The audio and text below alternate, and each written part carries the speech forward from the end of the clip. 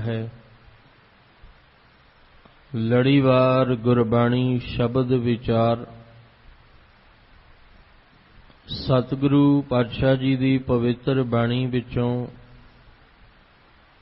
अज अमृतमयी बाणी का पाठ आप जियां ने भाई साहब जी पासों सरवण कीता। पवित्र बाणी की विचार नाल सांझ पाउण वास्ते जो समा प्राप्त हो रहा है, मन बिरतियां नूं इकागर करदे होए निमाणे जे हो के चवर छतर तखत दे मालिक धन गुरु ग्रंथ साहिब पातशाह जी दे पावन चरनां दे विच जुड़न दा यतन करिए।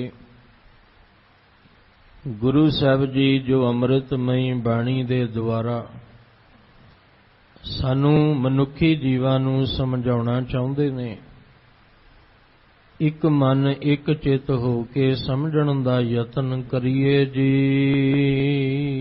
वाहिगुरु साहिब जी।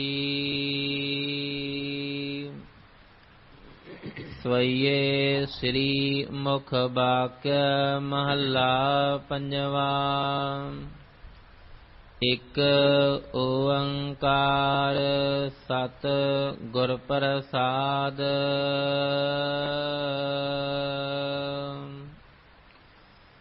उद्दम कर लागे बहु भांति,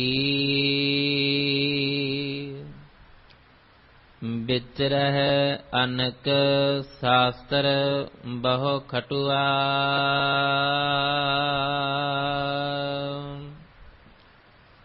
पसम लगाए तीरथ बहु प्रमते, सूखम देह बंदह बहु जटुआ।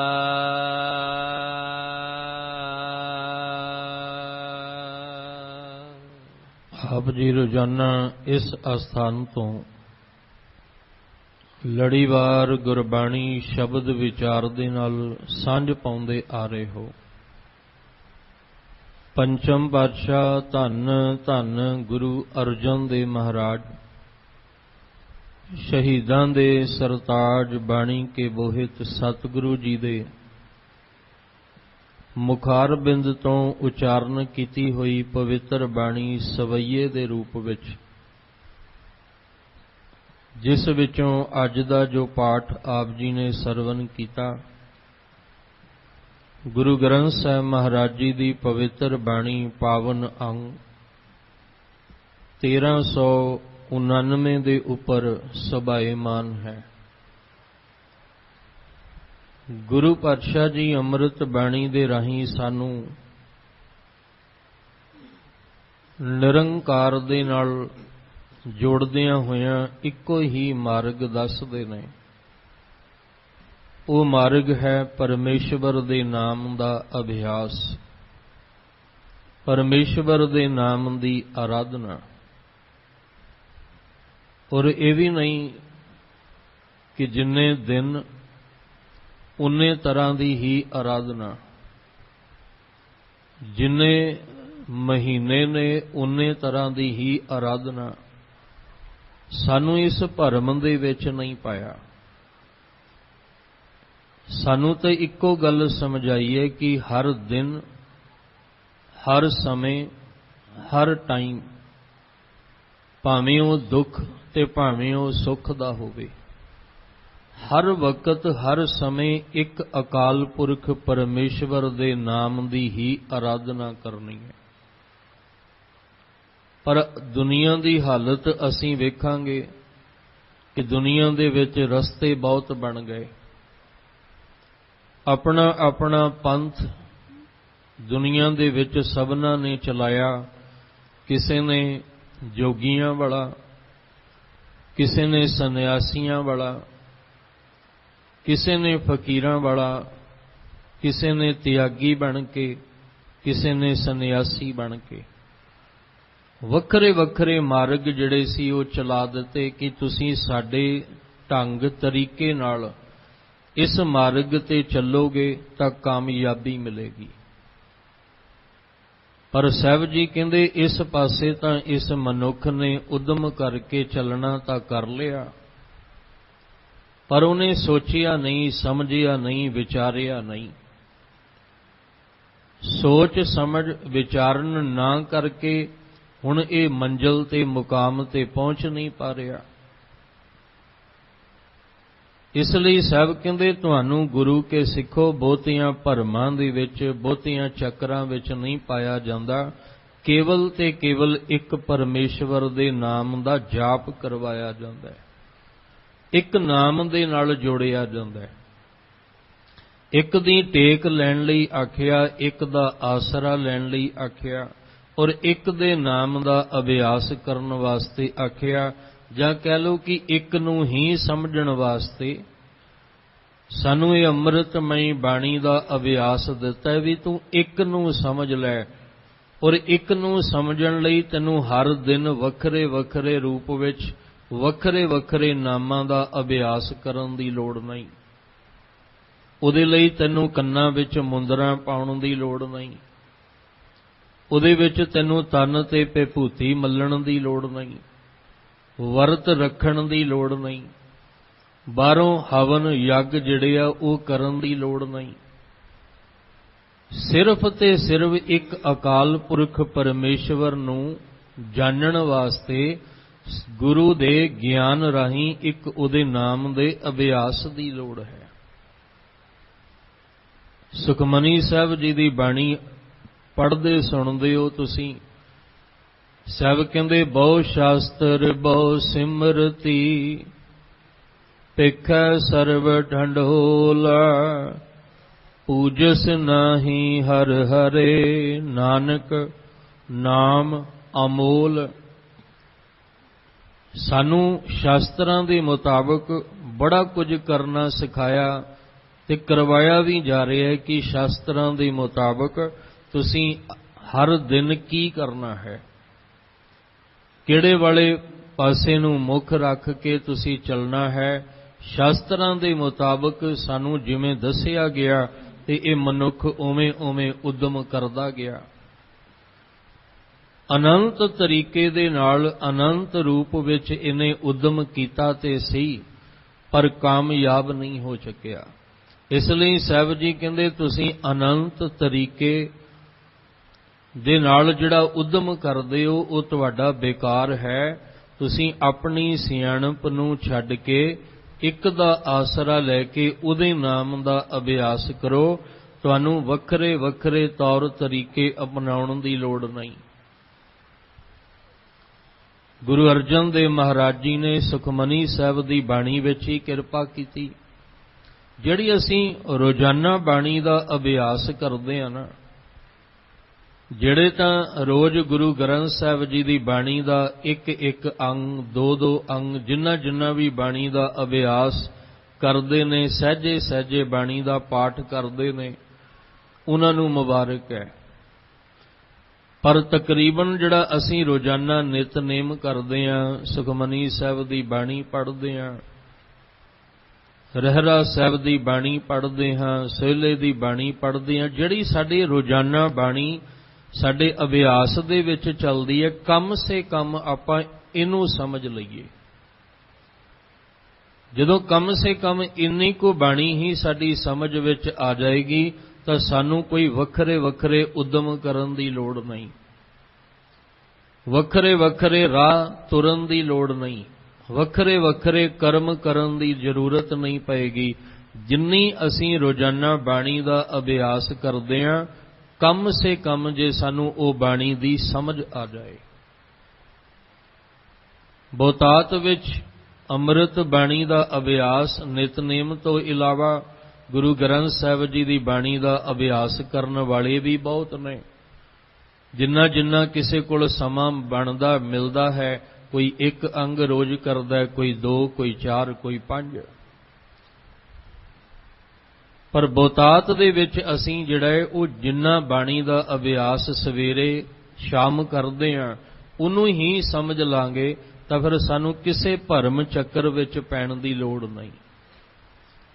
सुखमनी साहब जी दी बाणी विच जिथे महाराज कहंदे आ भी मैं ਸ਼ਾਸਤਰਾਂ ਨੂੰ ਵੇਦਾਂ ਨੂੰ ਘੋਖ ਕੇ ਵਿਚਾਰ ਕੇ ਪੜਚੋਲ ਕੇ ਵੇਖ ਲਿਆ ਹੈ, ਉਹਦੇ ਵਿੱਚੋਂ ਸੱਚ ਇਹੀ ਹੈ ਕਿ ਜੋ ਪਰਮੇਸ਼ਵਰ ਦਾ ਨਾਮ ਅਮੋਲਕ ਹੈ, ਜਿਹਦਾ ਮੁੱਲ ਨਹੀਂ ਪਾਇਆ ਜਾ ਸਕਦਾ, ਉਹਦੀ ਬਰਾਬਰੀ ਕੋਈ ਵੀ ਨਹੀਂ ਕਰ ਸਕਦਾ। ਜਿੰਨੇ ਮਰਜ਼ੀ ਤੁਸੀਂ ਅਨੰਤ ਕਰਮ ਕਰ ਲਓ, ਨਿਉਲੀ ਕਰਮ ਕਰ ਲਓ, ਜਿੰਨੇ ਮਰਜ਼ੀ ਤੁਸੀਂ ਸਾਹ ਉੱਤੇ ਥੱਲੇ ਨੂੰ ਚੜਾ ਲਓ, ਜਿੰਨੇ ਮਰਜ਼ੀ ਸਾਹ ਰੋਕ ਲਓ, ਜਿੰਨੇ ਮਰਜ਼ੀ ਸਰੀਰ ਦੇ ਆਸਨ ਤੁਸੀਂ ਬਣਾ ਲਓ, ਕਹਿਣ ਲੱਗੇ ਧਿਆਨ ਰੱਖਣਾ ਇੱਕ ਪਰਮੇਸ਼ਵਰ ਦੇ ਨਾਮ ਦੀ ਬਰਾਬਰੀ ਕੋਈ ਨਹੀਂ ਕਰ ਸਕਦਾ। ਜਾਂ ਇਦਾਂ ਕਹਿ ਲਓ ਕਿ ਇੱਕ ਪਾਸੇ ਤੁਹਾਨੂੰ 50 ਤਰ੍ਹਾਂ ਦੇ ਕਰਮ ਦੱਸੇ ਨੇ, ਇੱਕ ਪਾਸੇ ਇੱਕੋ ਹੀ ਕਰਨਾ ਹੈ, ਪਰ ਸਾਨੂੰ ਉਹ ਇੱਕੋ ਹੀ ਨਾਮ ਦਾ ਅਭਿਆਸ ਕਰਨਾ ਔਖਾ ਲੱਗਦਾ ਹੈ। ਅਸੀਂ ਉਹ ਜਿਹੜੇ ਸਾਨੂੰ ਸ਼ਾਸਤਰਾਂ ਮੁਤਾਬਕ ਦੱਸਿਆ ਉਹਦੇ ਲਈ ਉਦਮ ਅਸੀਂ ਕਰਨ ਨੂੰ ਤਿਆਰ ਹੋ ਜਾਂਦੇ ਹਾਂ। ਸਾਨੂੰ ਸ਼ਾਸਤਰਾਂ ਦੇ ਮੁਤਾਬਕ ਦੱਸ ਦਿੱਤਾ ਵੀ ਤੂੰ ਸਵੇਰੇ ਇੰਨੇ ਵਜੇ ਉੱਠ ਕੇ ਫਲਾਣੀ ਥਾਂ ਤੇ ਜਾ ਕੇ ਆਹ ਸਮੱਗਰੀ ਰੱਖ ਕੇ ਆਉਣੀ ਹੈ, ਆਹ ਸਮੱਗਰੀਆਂ ਦੇ ਕੇ ਆਉਣੀਆਂ। ਉਹ ਕਰਮ ਕਰਨ ਨੂੰ ਤਾਂ ਤਿਆਰ ਹਾਂ, ਪਰ ਅਸੀਂ ਨਿਤ ਉੱਠ ਕੇ ਨਾਮ ਦਾ ਅਭਿਆਸ ਕਰਨ ਨੂੰ ਤਿਆਰ ਨਹੀਂ। ਜਿਹੜੇ ਕਰਦੇ ਨੇ ਮੁਬਾਰਕ, ਕਿਉਂਕਿ ਸਾਰਿਆਂ ਨੂੰ ਆਪਾਂ ਇੱਕੋ ਹੀ ਵਿਚਾਰ ਵਿੱਚ ਨਹੀਂ ਲੈ ਸਕਦੇ। ਜੋ ਸੰਸਾਰ ਦਾ ਮਾਹੌਲ ਹੈ, ਜੋ ਦੁਨੀਆ ਦੇ ਲੋਕਾਂ ਦੇ ਹਾਲਾਤ ਨੇ, ਉਹਨੂੰ ਬਿਆਨ ਕੀਤਾ ਹੈ। ਦੁਨੀਆ ਵਿੱਚ ਉਹ ਵੀ ਨੇ ਜਿਹੜੇ ਕੇਵਲ ਤੇ ਕੇਵਲ ਨਾਮ ਦਾ ਆਸਰਾ ਲੈ ਕੇ ਚੱਲਦੇ ਆ, ਗੁਰੂ ਕੇ ਸਿੱਖ।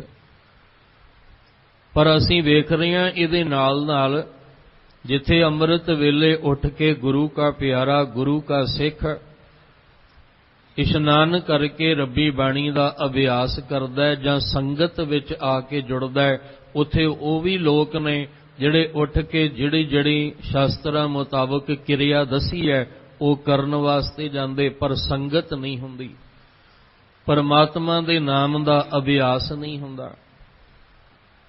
ਉੱਥੇ ਫਿਰ ਗੁਰੂ ਸਾਹਿਬ ਨੇ ਆਖਿਆ ਛੱਡ ਦਿਓ ਆਪਣੀ ਮਤ ਸਿਆਣਪ, ਕੇਵਲ ਤੇ ਕੇਵਲ ਇੱਕ ਨਾਮ ਦਾ ਓਟ ਆਸਰਾ ਲਓ। ਕੇਵਲ ਇੱਕ ਨਾਮ ਦੇ ਅਭਿਆਸੀ ਜਿਹੜਾ ਉਹ ਤੁਸੀਂ ਬਣੋ। ਤਜੋ ਸਿਆਣਪ ਸੁਰਜਨਹੁ ਸਿਮਰੋ ਹਰ ਹਰ, ਰਾਏ ਏਕ ਆਸ ਹਰ ਮਨ ਰੱਖੋ, ਨਾਨਕ ਦੁਖ ਭਰਮ ਭਉ ਜਾਏ। ਸਾਹਿਬ ਕਹਿੰਦੇ ਬਸ ਇੱਕ ਤੇ ਆਸ ਰੱਖੋ, ਵੱਖਰੇ ਵੱਖਰੇ ਕਰਮ ਕਰਨ ਦੀ, ਅਡੰਬਰ ਰਚਣ ਦੀ ਜ਼ਰੂਰਤ ਹੀ ਨਹੀਂ ਹੈ। ਇੱਕ ਨੂੰ ਸਮਝ ਲਓ, ਇੱਕ ਅਕਾਲ ਪੁਰਖ ਨੂੰ, ਉਹੀ ਸਾਡਾ ਜਨਮਦਾਤਾ ਹੈ, ਉਹੀ ਸਾਡਾ ਪਾਲਣਹਾਰ ਹੈ, ਉਹੀ ਸਾਨੂੰ ਸੰਭਾਲਣ ਵਾਲਾ ਹੈ। ਪਰਮੇਸ਼ਵਰ ਜਿਹੜਾ ਹੈ ਉਹਦੇ ਹੱਥ ਵਿੱਚ ਹੀ ਸਾਡੀ ਡੋਰ ਹੈ। ਪਰਮੇਸ਼ਵਰ ਦੇ ਹੁਕਮ ਦੇ ਵਿੱਚ ਆਉਣਾ ਤੇ ਉਹਦੇ ਹੁਕਮ ਦੇ ਵਿੱਚ ਹੀ ਜਾਣਾ ਹੈ। ਬਸ ਇੱਕ ਨੂੰ ਆਪਾਂ ਜਦੋਂ ਸਮਝ ਲਾਂਗੇ ਤਾਂ ਸਾਨੂੰ ਵੱਖ-ਵੱਖ ਉਦਮ ਕਰਕੇ ਵੱਖ-ਵੱਖ ਕਿਰਿਆਵਾਂ ਕਰਨ ਦੀ ਜ਼ਰੂਰਤ ਨਹੀਂ ਪਏਗੀ। ਇਸ ਲਈ ਜਪਜੀ ਸਾਹਿਬ ਦੀ ਬਾਣੀ ਵਿੱਚ ਆਰੰਭ ਵਿੱਚ ਹੀ ਸਾਹਿਬ ਨੇ ਕਹਿ ਦਿੱਤਾ, ਕਿਸੇ ਨੇ ਆਖਿਆ ਵੀ ਤੂੰ ਜੇ ਸੁੱਖ ਪਾਉਣਾ ਚਾਹੁੰਦਾ ਹੈ ਤਾਂ ਫਿਰ ਤੂੰ ਵਰਤ ਰੱਖਿਆ ਕਰ, ਜੇ ਤੂੰ ਸੁੱਖ ਪਾਉਣਾ ਚਾਹੁੰਦਾ, ਜੇ ਬਖਸ਼ਿਸ਼ਾਂ ਲੈਣਾ ਚਾਹੁੰਦਾ ਤੇ ਮੌਨ ਧਾਰ ਲਿਆ ਕਰ, ਜੇ ਤੂੰ ਬਖਸ਼ਿਸ਼ਾਂ ਲੈਣਾ ਚਾਹੁੰਦਾ ਤੇ ਫਿਰ ਤੂੰ ਮੌਨ ਧਾਰ ਲੈ, ਤੂੰ ਬਾਹਰ ਦਾ ਜਿਹੜਾ ਚੌਂਕਾ ਆਪਣਾ ਸੁੱਚਾ ਕਰ ਲੈ, ਆਪਣਾ ਤਨ ਸੁੱਚਾ ਕਰ ਲੈ, ਜਾਂ ਤੀਰਥਾਂ ਦਾ ਭਰਮਣ ਕਰਕੇ ਫਲਾਣੀ ਥਾਂ ਤੇ ਜਾ ਕੇ ਚੁੱਭੀਆਂ ਲਾ ਕੇ ਆ ਜਾ। ਅਸੀਂ ਉਹ ਕਰਨ ਨੂੰ ਤਾਂ ਤਿਆਰ ਹਾਂ। ਜਦੋਂ ਇਹ ਮਾਘੀ ਆਉਂਦੀ ਹੈ ਤਾਂ ਸਾਨੂੰ ਦੱਸਿਆ ਜਾਂਦਾ ਹੈ ਕਿ ਫਲਾਣੇ ਤੀਰਥ ਤੇ ਇਸ਼ਨਾਨ ਕਰਨ ਦਾ ਬੜਾ ਮਹਾਤਮ ਹੈ, ਫਲਾਣੇ ਤੀਰਥ ਤੇ ਜਾਣ ਦਾ ਬੜਾ ਮਹਾਤਮ ਹੈ। ਉਹ ਭਾਵੇਂ 400 ਮੀਲ ਹੋਵੇ, 200 ਮੀਲ ਹੋਵੇ, ਭਾਵੇਂ ਜੇਬ ਵਿੱਚ 4 ਪੈਸੇ ਨਾ ਵੀ ਹੋਣ, ਬੰਦਾ ਫੜਾ ਕੇ ਕਰਜ਼ ਚੁੱਕ ਕੇ ਫਿਰ ਵੀ ਜਾਂਦਾ ਉੱਥੇ। ਕਿਉਂ? ਕਹਿੰਦੇ ਇੱਥੇ ਦਾ ਮਹਾਤਮ ਬਹੁਤ ਹੈ। ਪਰ ਜਿਹੜਾ ਗੁਰੂ ਸਾਹਿਬ ਨੇ ਕਿਹਾ ਵੀ ਤੇਰੇ ਕੋਲ 4 ਪੈਸੇ ਨਹੀਂ ਵੀ ਹਨ, ਤੈਨੂੰ ਕਰਜ਼ ਚੁੱਕਣ ਦੀ ਲੋੜ ਨਹੀਂ, ਤੂੰ ਕੀ ਕਰਨਾ ਹੈ? ਤੂੰ ਮਾਘ ਮਜਨ ਸੰਗ ਸਾਧੂਆਂ, ਧੂੜੀ ਕਰ ਇਸ਼ਨਾਨ। ਜਿਹੜੇ ਤੀਰਥ ਤੇ ਤੂੰ ਜਾ ਰਿਹਾ ਹੈ ਉੱਥੇ ਤੂੰ ਕਰਜ਼ ਚੁੱਕ ਕੇ ਗਿਆ ਵੀ, ਸਮਾਂ ਵੀ ਆਪਣਾ ਇੰਨਾ ਬਿਤਾਇਆ, थकावट भी इन्नी तेरे जीवन विच शरीर करके हो गई और कई प्रकार दे मुसीबतां दा सामना भी तैनूं करना पिया, पर बाहरों ही तू इशनान करके आ गया, अंदर दी खेड़ तां फिर नहीं बनी। उहदे नालों चंगा ये नहीं कि माघ मजन संग साधुआं धूड़ी कर इशनान, हर का नाम ध्याए सुन सबना नूं कर दान, जन्म कर्म मल उतरै मन ते जाए गुमान, तेरे जन्म दे कीते हुए कर्म दी मल उतर जाएगी और तेरे अंदरों गुमान, तेरे अंदरों हंकार भी निकल जाएगा। पर जिहड़े कर्म तू कर रहे हैं वो तीर्थ वरत अर दान कर। जिहड़े कर्म तू कर रहे हैं उहदे विच की है, उहदे विच गुमान तेरे अंदर भर रहा है। ते जिहड़ा कर्म गुरु साहब कहंदे तैनूं किया है करन वास्ते, उहदे विचों तेरे मन दा गुमान निकल, एक वो है जिहदे गुमान आ जाएगा, एक वो है जिहदे विचों निकल जाएगा। जन्म कर्म मल उतरै मन ते जाए गुमान, उधर कहंदे तीरथ वरत अर दान कर, मन में धरे गुमान, नानक नेफल जात तह ज्यों कुंचर इशनान। वो कहंदे तेरा कीता बेकार हो गया, तेरी मेहनत ते पानी फिर गया। इन्नी मेहनत भी कीती, इन्ना उद्यम भी कीता, पर बेकार चला गया। उहदे नालों सौखा एक कर्म सी कि तू गुरु चरनां च संगत विच आके परमेश्वर दे नाम नूं धिआउंदा, हर का नाम धिआए सुण सबना नूं कर दान। तू ਉਹਨੂੰ ਧਿਆਉਂਦਾ, ਉਹਨੂੰ ਸੁਣਦਾ, ਜੋ ਉਹਦੇ ਵਿੱਚੋਂ ਇਕੱਠਾ ਹੁੰਦਾ ਤੂੰ ਦੂਜਿਆਂ ਨੂੰ ਵੀ ਵੰਡਦਾ। ਉਹਦੇ ਨਾਲ ਕੀ ਹੋਣਾ ਸੀ, ਤੇਰੇ ਅੰਦਰੋਂ ਹੰਕਾਰ ਨਿਕਲ ਜਾਂਦਾ, ਜਨਮ ਕਰਮ ਦੀ ਮੈਲ ਵੀ ਉਤਰ ਜਾਂਦੀ। ਇਸ ਲਈ ਸਾਹਿਬ ਕਹਿੰਦੇ ਉਦਮ ਦੁਨੀਆ ਬਹੁਤ ਕਰ ਰਹੀ ਹੈ, ਕੋਈ ਪੂਰਬ ਵੱਲ ਨੂੰ ਮੂੰਹ ਕਰਕੇ, ਕੋਈ ਪੱਛਮ ਵੱਲ ਨੂੰ ਮੂੰਹ ਕਰਕੇ। ਪਾਖੰਡ ਜਿਹੜਾ ਹੈ ਸਮਾਜ ਵਿੱਚ ਬਹੁਤ ਹੋ ਰਿਹਾ ਹੈ। ਧਰਮ ਦੇ ਨਾਮ ਤੇ ਕਰਮ ਬਹੁਤ ਹੋ ਰਹੇ ਨੇ, ਪਰ ਉਹ ਸਾਰੇ ਨਿਫਲ ਜਾ ਰਹੇ ਨੇ। ਉਹਦਾ ਪ੍ਰਭਾਵ ਜੀਵਨ ਤੇ ਨਹੀਂ ਪੈ ਰਿਹਾ, ਉਹਦਾ ਅਸਰ ਜੀਵਨ ਤੇ ਨਹੀਂ ਹੋ ਰਿਹਾ। ਜਿਵੇਂ ਜਿਵੇਂ ਕਿਹਾ ਗਿਆ ਉਵੇਂ ਉਵੇਂ ਅਸੀਂ ਕਰਦੇ ਗਏ, ਤਨ ਕਰਕੇ ਕਰਮ ਕਰਦੇ ਗਏ, ਪਰ ਮਨ ਤੇ ਉਹਦਾ ਕੋਈ ਪ੍ਰਭਾਵ ਅਸਰ ਪਿਆ ਹੀ ਨਹੀਂ। ਮਨ ਜਿਵੇਂ ਦਾ ਸੀ ਉਵੇਂ ਦਾ ਉਵੇਂ ਹੀ ਰਹਿ ਗਿਆ। ਇਸ ਲਈ ਕਹਿ ਰਹੇ ਨੇ, ਕਹਿਣ ਲੱਗੇ ਕਿ ਜਿਵੇਂ ਸ਼ਾਸਤਰ ਜਿਹੜੇ ਨੇ ਉਹ 6 ਸ਼ਾਸਤਰ ਨੇ, 27 ਸਿਮਰਤੀਆਂ ਨੇ, 4 ਵੇਦ ਨੇ। ਜਿਸ ਤਰ੍ਹਾਂ ਕਹਿਣ ਲੱਗੇ ਦੱਸਿਆ ਗਿਆ ਸ਼ਾਸਤਰਾਂ ਦੇ ਮੁਤਾਬਕ, ਉਸੇ ਤਰ੍ਹਾਂ ਇਹ ਇਨਸਾਨ, ਇਹ ਮਨੁੱਖ ਉਦਮ ਕਰਕੇ ਅਨੰਤ ਭਾਂਤ ਦੇ ਵਿੱਚ ਇਹ ਖੱਟੀਆਂ ਜੜੀਆਂ ਨੇ ਖੱਟਦਾ ਹੈ, ਪਰ ਉਹਦਾ ਲਾਭ ਕੋਈ ਨਹੀਂ ਹੋ ਰਿਹਾ। ਅੱਜ ਦੇ ਇਸ ਸਵਈਏ ਦੇ ਵਿੱਚ ਜੋ ਗੁਰੂ ਅਰਜਨ ਦੇਵ ਮਹਾਰਾਜ ਜੀ ਦੇ ਮੁਖਾਰ ਬਿੰਦ ਤੋਂ ਇਹ ਬਾਣੀ ਦਾ ਉਚਾਰਨ ਹੋਇਆ, ਜਿਹਦੇ ਵਿੱਚ 11 ਸਵਈਏ ਨੇ ਤੇ ਅੱਜ 11ਵਾਂ ਸਵਈਆ ਆਪ ਜੀ ਜਿਹਦੇ ਵਿਚਾਰ ਨਾਲ ਜੁੜ ਰਹੇ ਹੋ, ਇੱਥੇ ਇਹਦੀ ਸਮਾਪਤੀ ਹੈ। ਅੱਗੋਂ ਫਿਰ ਗੁਰੂ ਨਾਨਕ ਸਾਹਿਬ ਜੀ ਦੀ ਉਸਤਤ ਵਿੱਚ ਆਰੰਭ ਹੋਣੇ ਨੇ ਸਵਈਏ। ਪਰ ਜਦੋਂ ਤੁਸੀਂ ਬਾਣੀ ਪੜ੍ਹੋਗੇ ਨਾ ਤਾਂ ਤੁਸੀਂ ਉੱਥੇ ਧਿਆਨ ਦਿਆ ਜੇ, ਜਿੱਥੇ ਕੱਲ ਦੀ ਵਿਚਾਰ ਵੀ ਆਪ ਜੀ ਨੇ ਸਰਵਨ ਕੀਤੀ ਸੀ, 1 ਤੋਂ ਲੈ ਕੇ 10 ਤੱਕ ਲੜੀਵਾਰ ਜਦੋਂ ਜਿੱਥੇ ਸਵਈਏ ਦੀ ਸਮਾਪਤੀ ਹੁੰਦੀ ਹੈ ਨਾ, ਉੱਥੇ ਉਹਦੇ ਮਗਰ ਲਿਖਿਆ 1 2 3 4 5 6 ਮਗਰ ਲਿਖਿਆ। ਪਰ ਜਦੋਂ 10ਵਾਂ ਸਵਈਆ ਉਹਦੇ ਨਾਲ ਗੁਰੂ ਸਾਹਿਬ ਨੇ 10 ਦੇ ਨਾਲ ਇੱਕ ਏਕਾ ਵੀ ਵਾਇਆ। ਔਰ ਜਿਹੜਾ ਅੱਜ ਦਾ ਹੈ 11ਵਾਂ, ਉਹਦੇ ਅੱਗੇ ਪਹਿਲਾਂ 2 ਵੀ ਗੁਰੂ ਸਾਹਿਬ ਨੇ ਲਿਖਿਆ। ਉਹ ਕਿਉਂ? ਉਹਦਾ ਕਾਰਨ ਇਹ ਕਿ ਇਹ ਜਿਹੜੇ 2 ਸਵਈਏ ਨੇ ਬਾਕੀ ਦੇ ਸਵਈਆਂ ਨਾਲੋਂ ਇਹਦੀ ਚਾਲ ਵੱਖਰੀ ਹੈ। 2 ਸਵਈਏ ਜਿਹੜੇ ਨੇ ਤਾਂ ਹੀ ਗੁਰੂ ਸਾਹਿਬ ਨੇ 10 ਔਰ 11 ਦੇ ਨਾਲ 1 ਔਰ 2 ਜਿਹੜਾ ਇਹ ਵੱਖਰਾ ਕਰਕੇ ਲਿਖਿਆ ਹੋਇਆ। ਇਹੀ ਤਾਂ ਗੁਰੂ ਸਾਹਿਬ ਤੋਂ ਬਲਿਹਾਰੇ ਜਾਣਾ ਕਿ ਗੁਰੂ ਸਾਹਿਬ ਤੁਸੀਂ ਬਾਣੀ ਦੀ ਬਣਤਰੀ ਇੰਨੇ ਕਮਾਲ ਦੀ ਕੀਤੀ ਹੈ, ਉਹਨਾਂ ਦਾ ਜੋੜ ਜਮਾ ਹੀ ਇੰਨੇ ਕਮਾਲ ਦਾ ਕੀਤਾ ਵੀ ਇਹਦੇ ਵਿੱਚ ਕੋਈ ਹੇਰ ਫੇਰ ਕੀਤਾ ਹੀ ਨਹੀਂ ਜਾ ਸਕਦਾ। ਨਹੀਂ ਤਾਂ ਸ਼ਰਾਰਤੀ ਅਨਸਰਾਂ ਨੇ ਕਸਰ ਕੋਈ ਨਹੀਂ ਛੱਡੀ। ਗੁਰਬਾਣੀ ਵਿੱਚ ਹੇਰ ਫੇਰ ਕਰਨ ਲਈ ਕੋਈ ਕਸਰ ਨਹੀਂ ਛੱਡੀ। ਅੱਜ ਵੀ ਬੜੇ ਅਨਸਰ ਨੇ ਜਿਹੜੇ ਗੁਰਬਾਣੀ ਵਿੱਚ ਹੇਰ-ਫੇਰ ਕਰਨਾ ਚਾਹੁੰਦੇ ਨੇ, ਪਰ ਗੁਰੂ ਗ੍ਰੰਥ ਸਾਹਿਬ ਦੀ ਬਾਣੀ ਵਿੱਚ ਹੇਰ-ਫੇਰ ਨਹੀਂ ਹੋ ਸਕਦਾ, ਕਿਉਂਕਿ ਸਤਿਗੁਰੂ ਨੇ ਬਣਤਰ ਹੀ ਇੰਨੇ ਕਮਾਲ ਦੀ ਕੀਤੀ ਹੈ। ਔਰ ਫਿਰ ਅੱਗੇ ਤਤਕਰਾ ਦਿੱਤਾ ਹੋਇਆ ਹੈ, ਜਿਹਦੇ ਵਿੱਚ ਅਸੀਂ ਕੋਈ ਮਤਭੇਦ, ਕੋਈ ਰਲੇਵਾਂ ਜਿਹੜਾ ਉਹ ਕਰ ਹੀ ਨਹੀਂ ਸਕਦੇ। ਹਾਂ, ਗੁਟਕਾ ਸਾਹਿਬ ਜਿਹੜੇ ਤਿਆਰ ਹੋਏ ਨੇ, ਉੱਥੇ ਅਸੀਂ ਵੇਖਦੇ ਹਾਂ ਵੱਖ-ਵੱਖ ਰੂਪ ਬਣਾ ਦਿੱਤੇ ਗਏ। ਅੱਜ ਅਸੀਂ ਭਰਮ ਦੇ ਵਿੱਚ ਪੈ ਜਾਂਦੇ ਹਾਂ ਵੀ ਕਿਹੜਾ ਗੁਟਕਾ ਸਾਹਿਬ ਲੈ ਕੇ ਪਾਠ ਕਰਿਆ ਕਰੀਏ। ਉਸ ਗੁਟਕਾ ਸਾਹਿਬ ਦੇ ਵਿੱਚ ਇਦਾਂ ਲਿਖਿਆ ਹੋਇਆ ਹੈ, ਇਸ ਗੁਟਕਾ ਸਾਹਿਬ ਵਿੱਚ ਇਦਾਂ ਲਿਖਿਆ ਹੋਇਆ ਹੈ, ਜੇ ਹੋਰ ਕੋਈ ਲੈ ਲਈਏ ਉੱਥੇ ਕੁਝ ਹੋਰ ਤਰੀਕੇ ਨਾਲ ਲਿਖਿਆ ਹੋਇਆ। ਆ ਹੁਣ ਨਵੇਂ ਸ਼ੁਰੂ ਹੋ ਗਏ, ਜਿਹਦੇ ਵਿੱਚ ਹਵਨ ਦੀ ਸਮੱਗਰੀ ਵੀ ਦੱਸ ਦਿੱਤੀ। ਪਿਛਲੇ ਸਮੇਂ 'ਚ ਆਪ ਜੀ ਨਾਲ ਪਰਸੋਂ ਸ਼ਾਇਦ ਸਾਂਝ ਪਾਈ ਸੀ ਕਿ ਅੱਜ ਹਰਕਤ ਐਸੀ ਕਰਨ ਲੱਗ ਪਏ ਕਿ ਗੁਟਕਾ ਸਾਹਿਬ ਉੱਤੇ ਹਵਨ ਦੀ ਸਮੱਗਰੀ ਵੀ ਲਿਖਣ ਲੱਗ ਪਏ। ਸਾਨੂੰ ਸੁਚੇਤ ਹੋਣਾ ਪੈਣਾ ਹੈ, ਇਹਦੇ ਤੋਂ ਬਚਣਾ ਪੈਣਾ ਹੈ, ਕਿਉਂਕਿ ਗੁਰੂ ਗ੍ਰੰਥ ਸਾਹਿਬ ਜੀ ਉੱਤੇ ਜ਼ੋਰ ਚੱਲਦਾ ਨਹੀਂ ਇਹਨਾਂ ਦਾ। ਗੁਰੂ ਗ੍ਰੰਥ ਸਾਹਿਬ ਜੀ ਦੀ ਬਾਣੀ ਤੇ ਜ਼ੋਰ ਚੱਲ ਨਹੀਂ ਸਕਦਾ। ਆ ਜਿਹੜੇ ਗੁਟਕਾ ਸਾਹਿਬ ਨੇ, ਸੁਖਮਨੀ ਸਾਹਿਬ, ਨਿਤਨੇਮ ਦੇ, ਇਹਨਾਂ ਉੱਤੇ ਜ਼ੋਰ ਚੱਲਦਾ ਹੈ ਤੇ ਆਏ ਦਿਨ ਕੋਈ ਨਾ ਕੋਈ ਹਰਕਤ ਕਰਦੇ ਰਹਿੰਦੇ ਆ।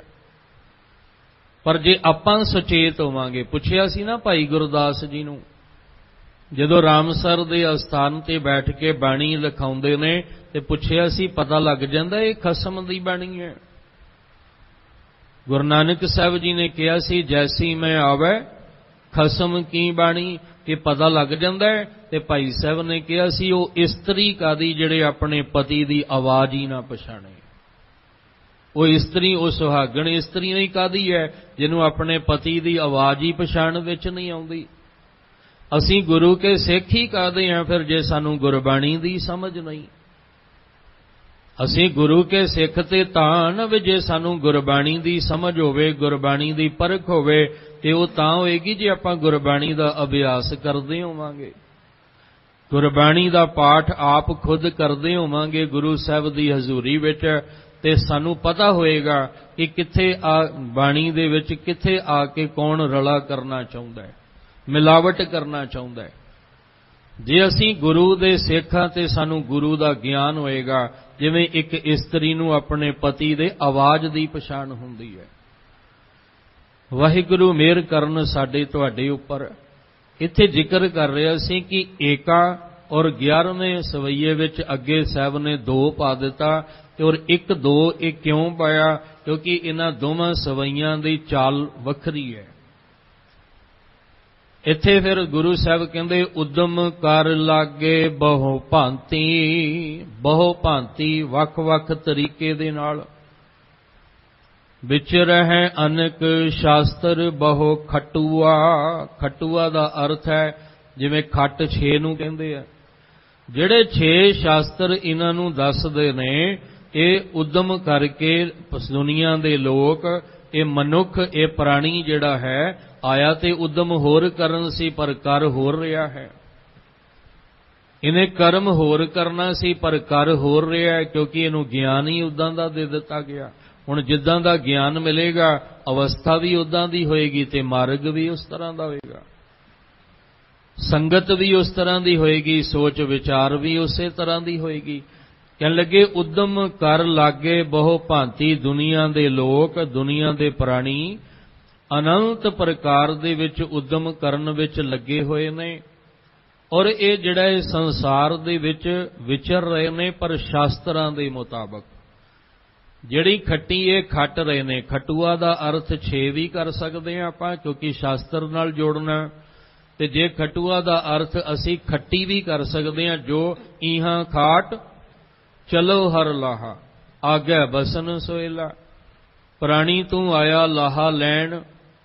ਸਾਹਿਬ ਕਹਿੰਦੇ ਇਹ ਖਟੂਆ ਜਿਹੜੀ ਇਹਨਾਂ ਨੇ ਖੱਟੀ ਖੱਟਣੀ ਸੀ ਨਾ, ਉਹ ਖੱਟੀ ਸ਼ਾਸਤਰਾਂ ਦੇ ਮੁਤਾਬਕ ਖੱਟ ਰਹੇ ਨੇ, ਪਰ ਉਹ ਅਧੂਰਾ ਹੈ ਕਰਮ, ਉਹ ਪੂਰਾ ਨਹੀਂ ਹੈ, ਕਿਉਂਕਿ ਉਹ ਬਾਹਰੋਂ ਜੋੜ ਰਿਹਾ, ਉਹ ਬਾਹਰ ਦੀ ਯਾਤਰਾ ਕਰਵਾ ਰਿਹਾ ਹੈ, ਬਾਹਰ ਦੇ ਭਰਮ ਦੇ ਵਿੱਚ ਪਾ ਰਿਹਾ ਹੈ। ਇਸ ਲਈ ਜਿਹੜੀ ਖੱਟੀ ਇਹਨਾਂ ਨੂੰ ਖੱਟਣੀ ਚਾਹੀਦੀ ਸੀ, ਇੱਥੋਂ ਜੋ ਖੱਟ ਕੇ ਆਪਾਂ ਲੈ ਜਾਣਾ ਹੈ, ਉਹ ਕਰਮ ਹੋਰ ਸੀ, ਪਰ ਦੁਨੀਆ ਦੇ ਲੋਕ ਉਦਮ ਕਰ ਤਾਂ ਰਹੇ ਨੇ, ਪਰ ਕਰ ਹੋਰ ਤਰੀਕੇ ਦੇ ਨਾਲ ਰਹੇ ਨੇ।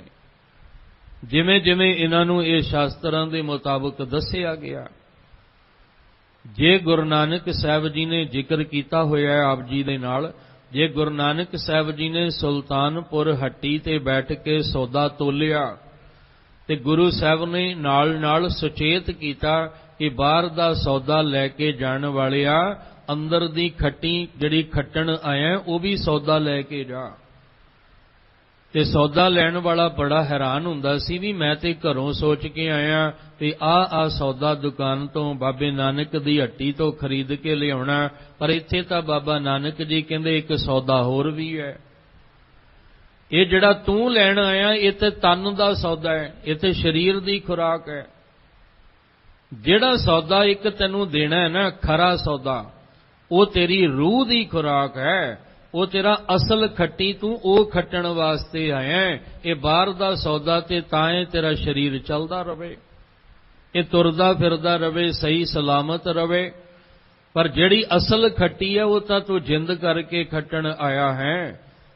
ਤੇ ਫਿਰ ਪੁੱਛਦੇ ਹੋਣਗੇ ਕਿ ਗੁਰੂ ਨਾਨਕ ਸਾਹਿਬ ਜੀ ਨੂੰ ਕਿ ਬਾਬਾ ਨਾਨਕ ਜੀ ਅਸੀਂ ਤੁਹਾਡੀ ਹੱਟੀ ਤੋਂ ਆਹ ਸੌਦਾ ਲੈ ਕੇ ਚੱਲੇ ਹਾਂ, ਇਸ ਤੋਂ ਇਲਾਵਾ ਹੋਰ ਕਿਹੜਾ ਸੌਦਾ ਹੁੰਦਾ ਹੈ? ਤੇ ਸਤਿਗੁਰੂ ਜੀ ਨਾਲ ਤਕੜੀ ਤੇ ਸੌਦਾ ਤੋਲਦੇ ਹੋਣਗੇ। ਇਹ ਆਪਾਂ ਅਨੁਭਵ ਕਰਨਾ ਹੈ, ਇਹਨੂੰ ਆਪਾਂ ਮਹਿਸੂਸ ਕਰਨਾ ਵੀ ਨਾਲੇ ਤਕੜੀ ਤੇ ਸੌਦਾ ਤੋਲਦੇ ਹੋਣਗੇ ਤੇ ਨਾਲੇ ਕਹਿੰਦੇ ਹੋਣਗੇ ਵਣਜ ਕਰੋ ਵਣ ਜਾ ਰਹੋ ਵਖਰ ਲੇਹੋ ਸੰਭਾਲ ਤੈਸੀ ਵਸਤ ਵਿਸਾਹੀ ਹੈ ਜੈਸੀ ਨਿਭ ਹੈ ਨਾਲ। ਕਹਿਣ ਲੱਗੇ ਆਹ ਸੌਦਾ ਵੀ ਲੈ ਕੇ ਜਾ ਜਿਹੜਾ ਤੇਰੇ ਨਾਲ ਨਿਭ ਜਾਏ। ਪ੍ਰਾਣੀ ਤੂੰ ਆਇਆ ਲਾਹਾ ਲੈਣ ਲੱਗਾ ਕਿਤ ਕੁ ਫਕੜੇ ਸਭ ਮੁਕਦੀ ਚੱਲੀ ਰਹਿਣ। ਤੇਰੀ ਜ਼ਿੰਦਗੀ ਦੀ ਰਹਿਣ ਰਾਤ ਮੁੱਕ ਚੱਲੀ ਹੈ ਤੇ ਹਜੇ ਤੂੰ ਉਦਮ ਬਾਹਰ ਦਾ ਹੀ ਕਰਨ ਤੇ ਲੱਗਾ ਹੋਇਆ ਹੈ। ਹਜੇ ਤੂੰ ਆਪਣੇ ਅੰਦਰ ਮਨ ਸੁਰਤ ਕਰਕੇ ਉਹ ਉਦਮ ਕੀਤਾ ਹੀ ਨਹੀਂ ਜਿੰਦ ਵਾਸਤੇ ਜਿਹਦੇ ਲਈ ਤੈਨੂੰ ਇਹ ਜਨਮ ਮਿਲਿਆ ਸੀ। ਪਰ ਜਿਵੇਂ ਕਹਿ ਦਿੱਤਾ ਕਿ ਬਾਹਰ ਦੇ ਜਿਹੜੇ ਦੱਸੇ ਰਾਹ ਸੀ ਬਸ ਉਦਮ ਕਰਕੇ ਉਹਨਾਂ ਰਾਵਾਂ ਤੇ ਹੀ ਤੁਰਦਾ ਰਿਹਾ। ਤੋ ਗੁਰੂ ਅਰਜਨ ਦੇਵ ਮਹਾਰਾਜ ਜੀ ਕਹਿੰਦੇ ਮੈਂ ਵੇਖ ਰਿਹਾ ਦੁਨੀਆ ਦੀ ਹਾਲਤ, ਉਦਮ ਕਰ ਰਹੇ ਨੇ ਲੋਕ ਪਰ ਬਹੁਤ ਭਾਂਤੀ ਬੜੇ ਬੜੇ ਤਰੀਕੇ ਨਾਲ ਕਰ ਰਹੇ ਨੇ, ਵਿਚਰ ਰਹੇ ਨੇ ਸਮਾਜ ਵਿੱਚ ਸੰਸਾਰ ਵਿੱਚ। ਪਰ ਕਿਵੇਂ ਵਿਚਰ ਰਹੇ ਨੇ? ਅਨੇਕ ਸ਼ਾਸਤਰ ਬਹੁ ਖਟੂਆ। ਜੋ ਸ਼ਾਸਤਰ ਦੇ ਮੁਤਾਬਕ ਇਹਨਾਂ ਨੂੰ ਖੱਟੀ ਖੱਟਣ ਵਾਸਤੇ ਕਿਹਾ ਗਿਆ ਇਹ ਉਸ ਮੁਤਾਬਕ ਉਦਮ ਕਰਕੇ ਉਸ ਤਰ੍ਹਾਂ ਇਹ ਵਿਚਰਦੇ ਹਨ। ਪਸਮ ਲਗਾਏ ਤੀਰਥ ਬਹੁ ਪ੍ਰਮਤੇ ਸੂਖਮ ਦੇਹ ਬੰਦਹਿ ਬਹੁ ਜਟੁਆ। ਹੁਣ ਇਹ ਜਿਹੜੇ ਸਮਾਜ ਵਿੱਚ ਵਿਚਰ ਰਹੇ ਨੇ, ਜਿਹੜੇ ਉਦਮ ਕਰ ਰਹੇ ਨੇ ਅਨੰਤ ਭਾਂਤ ਅਨੰਤ ਤਰੀਕੇ ਦੇ ਨਾਲ, ਉਹ ਕੀ ਹੈ? ਕਹਿੰਦੇ ਭਸਮ ਲਗਾਏ। ਉਹਨਾਂ ਆਖਿਆ ਵੀ ਜੇ ਤੁਸੀਂ ਆਪਣਾ ਜੀਵਨ ਸਫਲ ਕਰਨਾ ਚਾਹੁੰਦੇ ਹੋ, ਸੁਖੀ ਕਰਨਾ ਚਾਹੁੰਦੇ ਹੋ ਤਾਂ ਫਿਰ ਆਪਣੇ ਤਨ ਉੱਤੇ ਭਸਮ ਲਾ ਲਓ, ਆਪਣੇ ਤਨ ਤੇ ਵਿਭੂਤੀ ਮਲ ਲਓ। ਫਿਰ ਕਹਿਣ ਲੱਗੇ ਤੀਰਥ ਬਹੁ ਭਰਮ ਤੇ, ਜੇ ਤੁਸੀਂ ਸੁਖੀ ਹੋਣਾ ਚਾਹੁੰਦੇ ਹੋ, ਆਪਣੇ ਪਾਪ ਧੋਣਾ ਚਾਹੁੰਦੇ ਹੋ ਤਾਂ ਫਿਰ ਕੀ ਕਰੋ? ਕਹਿਣ ਲੱਗੇ ਜੇ ਤੁਸੀਂ ਆਪਣਾ ਜਨਮ ਸਫਲਾ ਕਰਨਾ ਚਾਹੁੰਦੇ ਹੋ ਫਿਰ ਵੱਖ-ਵੱਖ ਤੀਰਥਾਂ ਦਾ ਭਰਮਣ ਕਰੋ। ਹੁਣ ਬਾਹਰ ਦੇ ਤੀਰਥਾਂ ਤੇ ਹੀ ਲੋਕ ਭਟਕ ਰਹੇ ਨੇ, ਬਾਹਰੋਂ ਹੀ ਤਨ ਨੂੰ ਵਿਭੂਤੀ ਜਿਹੜੀ ਆ ਉਹ ਮਲ ਕੇ ਬੈਠੇ ਨੇ। ਇਹੀ ਤਾਂ ਗੁਰਮਤ ਜਿਹੜੀ ਆ ਇਹ ਵੱਖਰੀ ਕਿਉਂ ਹੈ? ਕਿਉਂਕਿ ਗੁਰੂ ਨਾਨਕ ਸਾਹਿਬ ਜੀ ਉਲਟੀ ਗੰਗਾ ਵਹਾ ਰਹੇ ਨੇ। ਗੰਗਾ ਤੇ ਜਿਹੜੀ ਜਿਵੇਂ ਪਹਿਲਾਂ ਵਹਿ ਰਹੀ ਸੀ ਅੱਜ ਵੀ ਉਵੇਂ ਹੀ ਵਹਿ ਰਹੀ ਹੈ, ਪਰ ਉਲਟੀ ਗੰਗ ਵਹਾਉਣ ਦਾ ਮਤਲਬ ਹੈ ਕਿ ਲੋਕ ਤਨ ਕਰਕੇ ਜੁੜੇ ਹੋਏ ਸੀ, ਗੁਰੂ ਸਾਹਿਬ ਨੇ ਪਰਤ ਕੇ ਲਿਆਂਦਾ ਵਾਪਸ, ਉਹਨਾਂ ਨੂੰ ਮਨ ਕਰਕੇ ਜੋੜਿਆ। ਗੰਗਾ ਤੇ ਸਿੱਧੀ ਵਹਿ ਰਹੀ ਹੈ ਪਰ ਗੁਰੂ ਸਾਹਿਬ ਕਹਿਣ ਲੱਗੇ ਨਹੀਂ, ਤੁਸੀਂ ਤਨ ਕਰਕੇ ਜੁੜੇ ਹੋਏ ਹੋ, ਵਾਪਸ ਮੁੜ ਕੇ ਆਓ, ਮਨ ਕਰਕੇ ਜੁੜੋ। ਮਨ ਕਰਕੇ ਤੁਸੀਂ, ਜੇ ਤੁਸੀਂ ਤੀਰਥ ਤੇ ਜਾਣਾ ਹੀ ਹੈ ਤੇ ਫਿਰ ਜਾਓ, ਪਰ ਤਨ ਕਰਕੇ ਨਹੀਂ। ਤੀਰਥ ਨਹਾਵਣ ਜਾਓ, ਤੀਰਥ ਨਾਮ ਹੈ, ਮਨ ਕਰਕੇ ਜਾਓ। ਸਾਹਿਬ ਕਹਿੰਦੇ ਜੇ ਤੁਸੀਂ ਵਿਭੂਤੀ ਆਪਣੇ ਮਲਣੀ ਹੋਈ ਹੈ ਨਾ ਤੇ ਫਿਰ ਤਨ ਦੀ ਬਜਾਏ ਆਪਣੇ ਅੰਦਰ ਧਿਆਨ ਕੀ ਕਰੇ? ਭੈਭੂਤ, ਤੁਸੀਂ ਆਪਣੇ ਅੰਦਰ ਧਿਆਨ ਦੀ ਵਿਭੂਤੀ ਕਿਉਂ ਨਹੀਂ ਬਣਾਉਂਦੇ? ਇਹ ਹੈ ਉਲਟੀ ਗੰਗ ਵਹਾਇਨ। ਜਿਹੜੇ ਜਿਹੜੇ ਰਾਹਾਂ ਤੇ ਲੋਕ ਚੱਲ ਰਹੇ ਸੀ ਉਹਨਾਂ ਨੂੰ ਮੋੜ ਮੋੜ ਕੇ ਵਾਪਸ ਲਿਆਂਦਾ ਔਰ ਉਹਨਾਂ ਨੂੰ ਜੁਗਤੀ ਦੱਸੀ, ਤਰੀਕਾ ਦੱਸਿਆ ਕਿ ਆਹ ਕਰਮ ਏਦਾਂ ਨਹੀਂ, ਇਸ ਤਰ੍ਹਾਂ ਕਰੀਦਾ। ਉਹਨਾਂ ਨੂੰ ਜੁਗਤੀ ਦੱਸੀ ਗੁਰੂ ਸਾਹਿਬ ਜੀ ਨੇ ਕਿ ਕਰਮ ਕਰੋ ਤੇ ਨਾਮ ਤੀਰਥ ਵਰਤਦੇ ਹੋ, ਤੀਰਥ ਹੀ ਰਹੇਗਾ, ਪਰ ਤੀਰਥ ਨਾਮ ਦਾ ਹੈ। ਜੇ ਤੁਸੀਂ ਭਸਮ ਆਪਣੇ ਤਨ ਤੇ ਮਲਣੀ ਹੈ, ਸਵਾ ਮਲਣੀ, ਵਿਭੂਤੀ ਮਲਣੀ ਹੈ ਤੇ ਮੱਲੋ, ਪਰ ਤਨ ਤੇ ਨਹੀਂ, ਆਪਣੇ ਮਨ ਵਿੱਚ ਧਿਆਨ ਦੀ ਵਿਭੂਤੀ ਲਾਓ। ਜੇ ਤੁਸੀਂ ਕੰਨਾਂ ਵਿੱਚ ਮੁੰਦਰਾਂ ਪਾਉਣੀਆਂ ਨੇ ਤੇ ਬਾਹਰ ਦੇ ਕੰਨਾਂ ਵਿੱਚ ਮੁੰਦਰਾਂ ਪਾਉਣ ਨਾਲ ਕੀ ਹੋਏਗਾ? ਇਹ ਸਰੀਰ ਤਾਂ ਮਿੱਟੀ ਹੈ, ਇਹਨੇ ਇੱਕ ਦਿਨ ਮਿੱਟੀ ਹੋ ਜਾਣਾ, ਅੱਗ ਵਿੱਚ ਸੜ ਜਾਣਾ, ਪਾਣੀ ਵਿੱਚ ਰੁੜ ਜਾਣਾ, ਮਿੱਟੀ ਵਿੱਚ ਦਫਨ ਹੋ ਜਾਣਾ। ਜੇ ਮੁੰਦਰਾਂ ਪਾਉਣੀਆਂ ਨੇ ਤਾਂ ਮੁੰਦਾ ਸੰਤੋਖ, ਆਪਣੇ ਮਨ ਵਿੱਚ ਸੰਤੋਖ ਦੀਆਂ ਮੁੰਦਰਾਂ ਪਾਓ। ਇਹਨੂੰ ਕਹਿੰਦੇ ਉਲਟੀ ਗੰਗ ਵਹਾਇਨ। ਤਨ ਤੋਂ ਮੋੜ ਕੇ ਮਨ ਵੱਲ ਨੂੰ ਵਾਪਸ ਗੁਰੂ ਬਾਣੀ ਸਾਨੂੰ ਲਿਆਉਂਦੀ ਹੈ। ਇਸ ਲਈ ਸਤਿਗੁਰੂ ਪਾਤਸ਼ਾਹ ਜੀ ਕਹਿੰਦੇ ਜੋ ਦੁਨੀਆ ਵਿੱਚ ਕੀ ਹੋ ਰਿਹਾ ਹੈ, ਭਸਮ ਲਗਾਏ ਤੀਰਥ ਬਹੁ ਭਰਮ ਤੇ, ਵੱਖ-ਵੱਖ ਤੀਰਥਾਂ ਦੇ ਉੱਤੇ ਭਟਕ ਰਹੇ ਨੇ। ਸੂਖਮ ਦੇਹ ਬੰਧ ਹੈ ਬਹੁ ਜਟੂਆ, ਜਟੂਆ ਦਾ ਅਰਥ ਹੈ ਜੜਾਵਾਂ, ਜਟਾਵਾਂ। ਕਈ ਆਪਣੇ ਸਿਰ ਤੇ ਜਟਾਵਾਂ ਜੜੀਆਂ ਨੇ ਉਹ ਬਣਾ ਕੇ ਬਹਿ ਗਏ। ਸਾਨੂੰ ਦੇਖੋ ਰਾਤ ਇਤਿਹਾਸ ਇੱਥੇ ਚੱਲ ਰਿਹਾ, ਜਿਹੜੇ ਸੁਣਦੇ ਨੇ ਉਹਨਾਂ ਨੂੰ ਪਤਾ ਹੈ ਗੁਰੂ ਗੋਬਿੰਦ ਸਿੰਘ ਮਹਾਰਾਜ ਜੀ ਨੇ ਖਾਲਸਾ ਪੰਥ ਦੀ ਸਿਰਜਣਾ ਕੀਤੀ ਤੇ ਸਾਨੂੰ ਮਹਾਰਾਜ ਨੇ ਕੇਸਾਂ ਦੇ ਵਿੱਚ ਕੰਘਾ ਦਿੱਤਾ ਹੈ। ਤੇ ਜਦੋਂ ਅਸੀਂ ਤਨਖਾਹਨਾਮਾ ਪੜਾਂਗੇ, ਜਦੋਂ ਅਸੀਂ ਜ਼ਿੰਦਗੀਨਾਮਾ, ਰਹਿਤਨਾਮਾ ਪੜਾਂ, ਉਹ ਅੱਜ ਇਹ ਲੋੜ ਹੈ। ਅੱਜ ਸਾਨੂੰ ਆਪ ਔਰ ਬੱਚਿਆਂ ਨੂੰ ਰਹਿਤਨਾਮਾ, ਤਨਖਾਹਨਾਮਾ, ਜ਼ਿੰਦਗੀਨਾਮਾ ਇਹ ਪੜ੍ਹਨ ਤੇ ਪੜ੍ਹਾਉਣ ਦੀ ਜ਼ਰੂਰਤ ਹੈ, ਕਿਉਂਕਿ ਅਸੀਂ ਇਹਨਾਂ ਨੂੰ ਵਿਸਾਰ ਕੇ ਅੱਗੇ ਚੱਲ ਰਹੇ ਹਾਂ। ਅੱਜ ਫਿਰ ਸਾਨੂੰ ਜ਼ਰੂਰਤ ਮਹਿਸੂਸ ਹੋ ਰਹੀ ਹੈ ਕਿ ਸਾਨੂੰ ਦੁਬਾਰਾ ਰਹਿਤ ਮਰਿਆਦਾ ਦ੍ਰਿੜ ਕਰਵਾਈ ਜਾਏ, ਸਾਨੂੰ ਦੁਬਾਰਾ ਤਨਖਾਹਨਾਮਾ ਜਿਹੜਾ ਉਹ ਸਾਨੂੰ ਦ੍ਰਿੜ ਕਰਵਾਇਆ ਜਾਏ। ਉਹਦੇ ਵਿੱਚ ਜ਼ਿਕਰ ਆਉਂਦਾ ਹੈ ਕਿ ਗੁਰੂ ਕੇ ਸਿੱਖੋ, ਜਿਹੜੇ ਤੁਹਾਨੂੰ ਕੇਸ ਦਿੱਤੇ ਨੇ, ਦੋਨੋਂ ਵਕਤ ਇਹਦੇ ਵਿੱਚ ਕੰਘਾ ਫੇਰਨਾ ਹੈ। ਦੋਨੋਂ ਵਕਤ ਕੰਘਾ ਫੇਰ ਕੇ ਇਹਨਾਂ ਕੇਸਾਂ ਨੂੰ ਤੁਸੀਂ ਸਾਫ਼ ਰੱਖਣਾ ਹੈ। ਕਿਉਂ ਦੇਖੋ ਅਸੀਂ ਕੇਸਾਂ ਨੂੰ ਕਹਿੰਦੇ ਹਾਂ ਕਤਲ ਕਰਨਾ, ਕਿਉਂਕਿ ਇਹਨਾਂ ਦੇ ਵਿੱਚ ਜਾਨ ਹੈ। ਸਾਹਿਬ ਕਹਿੰਦੇ ਜਿਵੇਂ ਤਨ ਦੀ ਸਫਾਈ ਕਰਦੇ ਹੋ ਨਾ, ਇਸੇ ਤਰ੍ਹਾਂ ਕੇਸਾਂ ਦੀ ਸਫਾਈ ਲਈ ਤੁਹਾਨੂੰ ਕੰਘਾ ਦਿੱਤਾ ਗਿਆ ਹੈ, ਔਰ ਕੰਘਾ ਵੀ ਸਾਨੂੰ ਲੱਕੜ ਦਾ ਦਿੱਤਾ ਹੈ। ਅਸੀਂ ਆਪਣੇ ਆਪਣੇ ਤਰੀਕੇ ਨਾਲ ਜੀ ਰਹੇ ਹਾਂ ਸਮਾਜ ਵਿੱਚ, ਫੈਸ਼ਨ ਦੀ ਦੁਨੀਆ ਵਿੱਚ। ਅਸੀਂ ਆਪਣੇ ਵੈਸੇ ਤੇ ਕੰਘਾ ਕੇਸਾਂ ਦੇ ਵਿੱਚ ਵੇਖਣ ਨੂੰ ਤਾਂ ਬਹੁਤ ਹੀ ਘੱਟ ਮਿਲਦਾ ਹੈ, ਸ੍ਰੀ ਸਾਹਿਬ ਨਾਲ ਜ਼ਿਆਦਾ ਬੰਨ੍ਹਿਆ ਜ਼ਿਆਦਾ ਦਿਸਦਾ ਹੈ।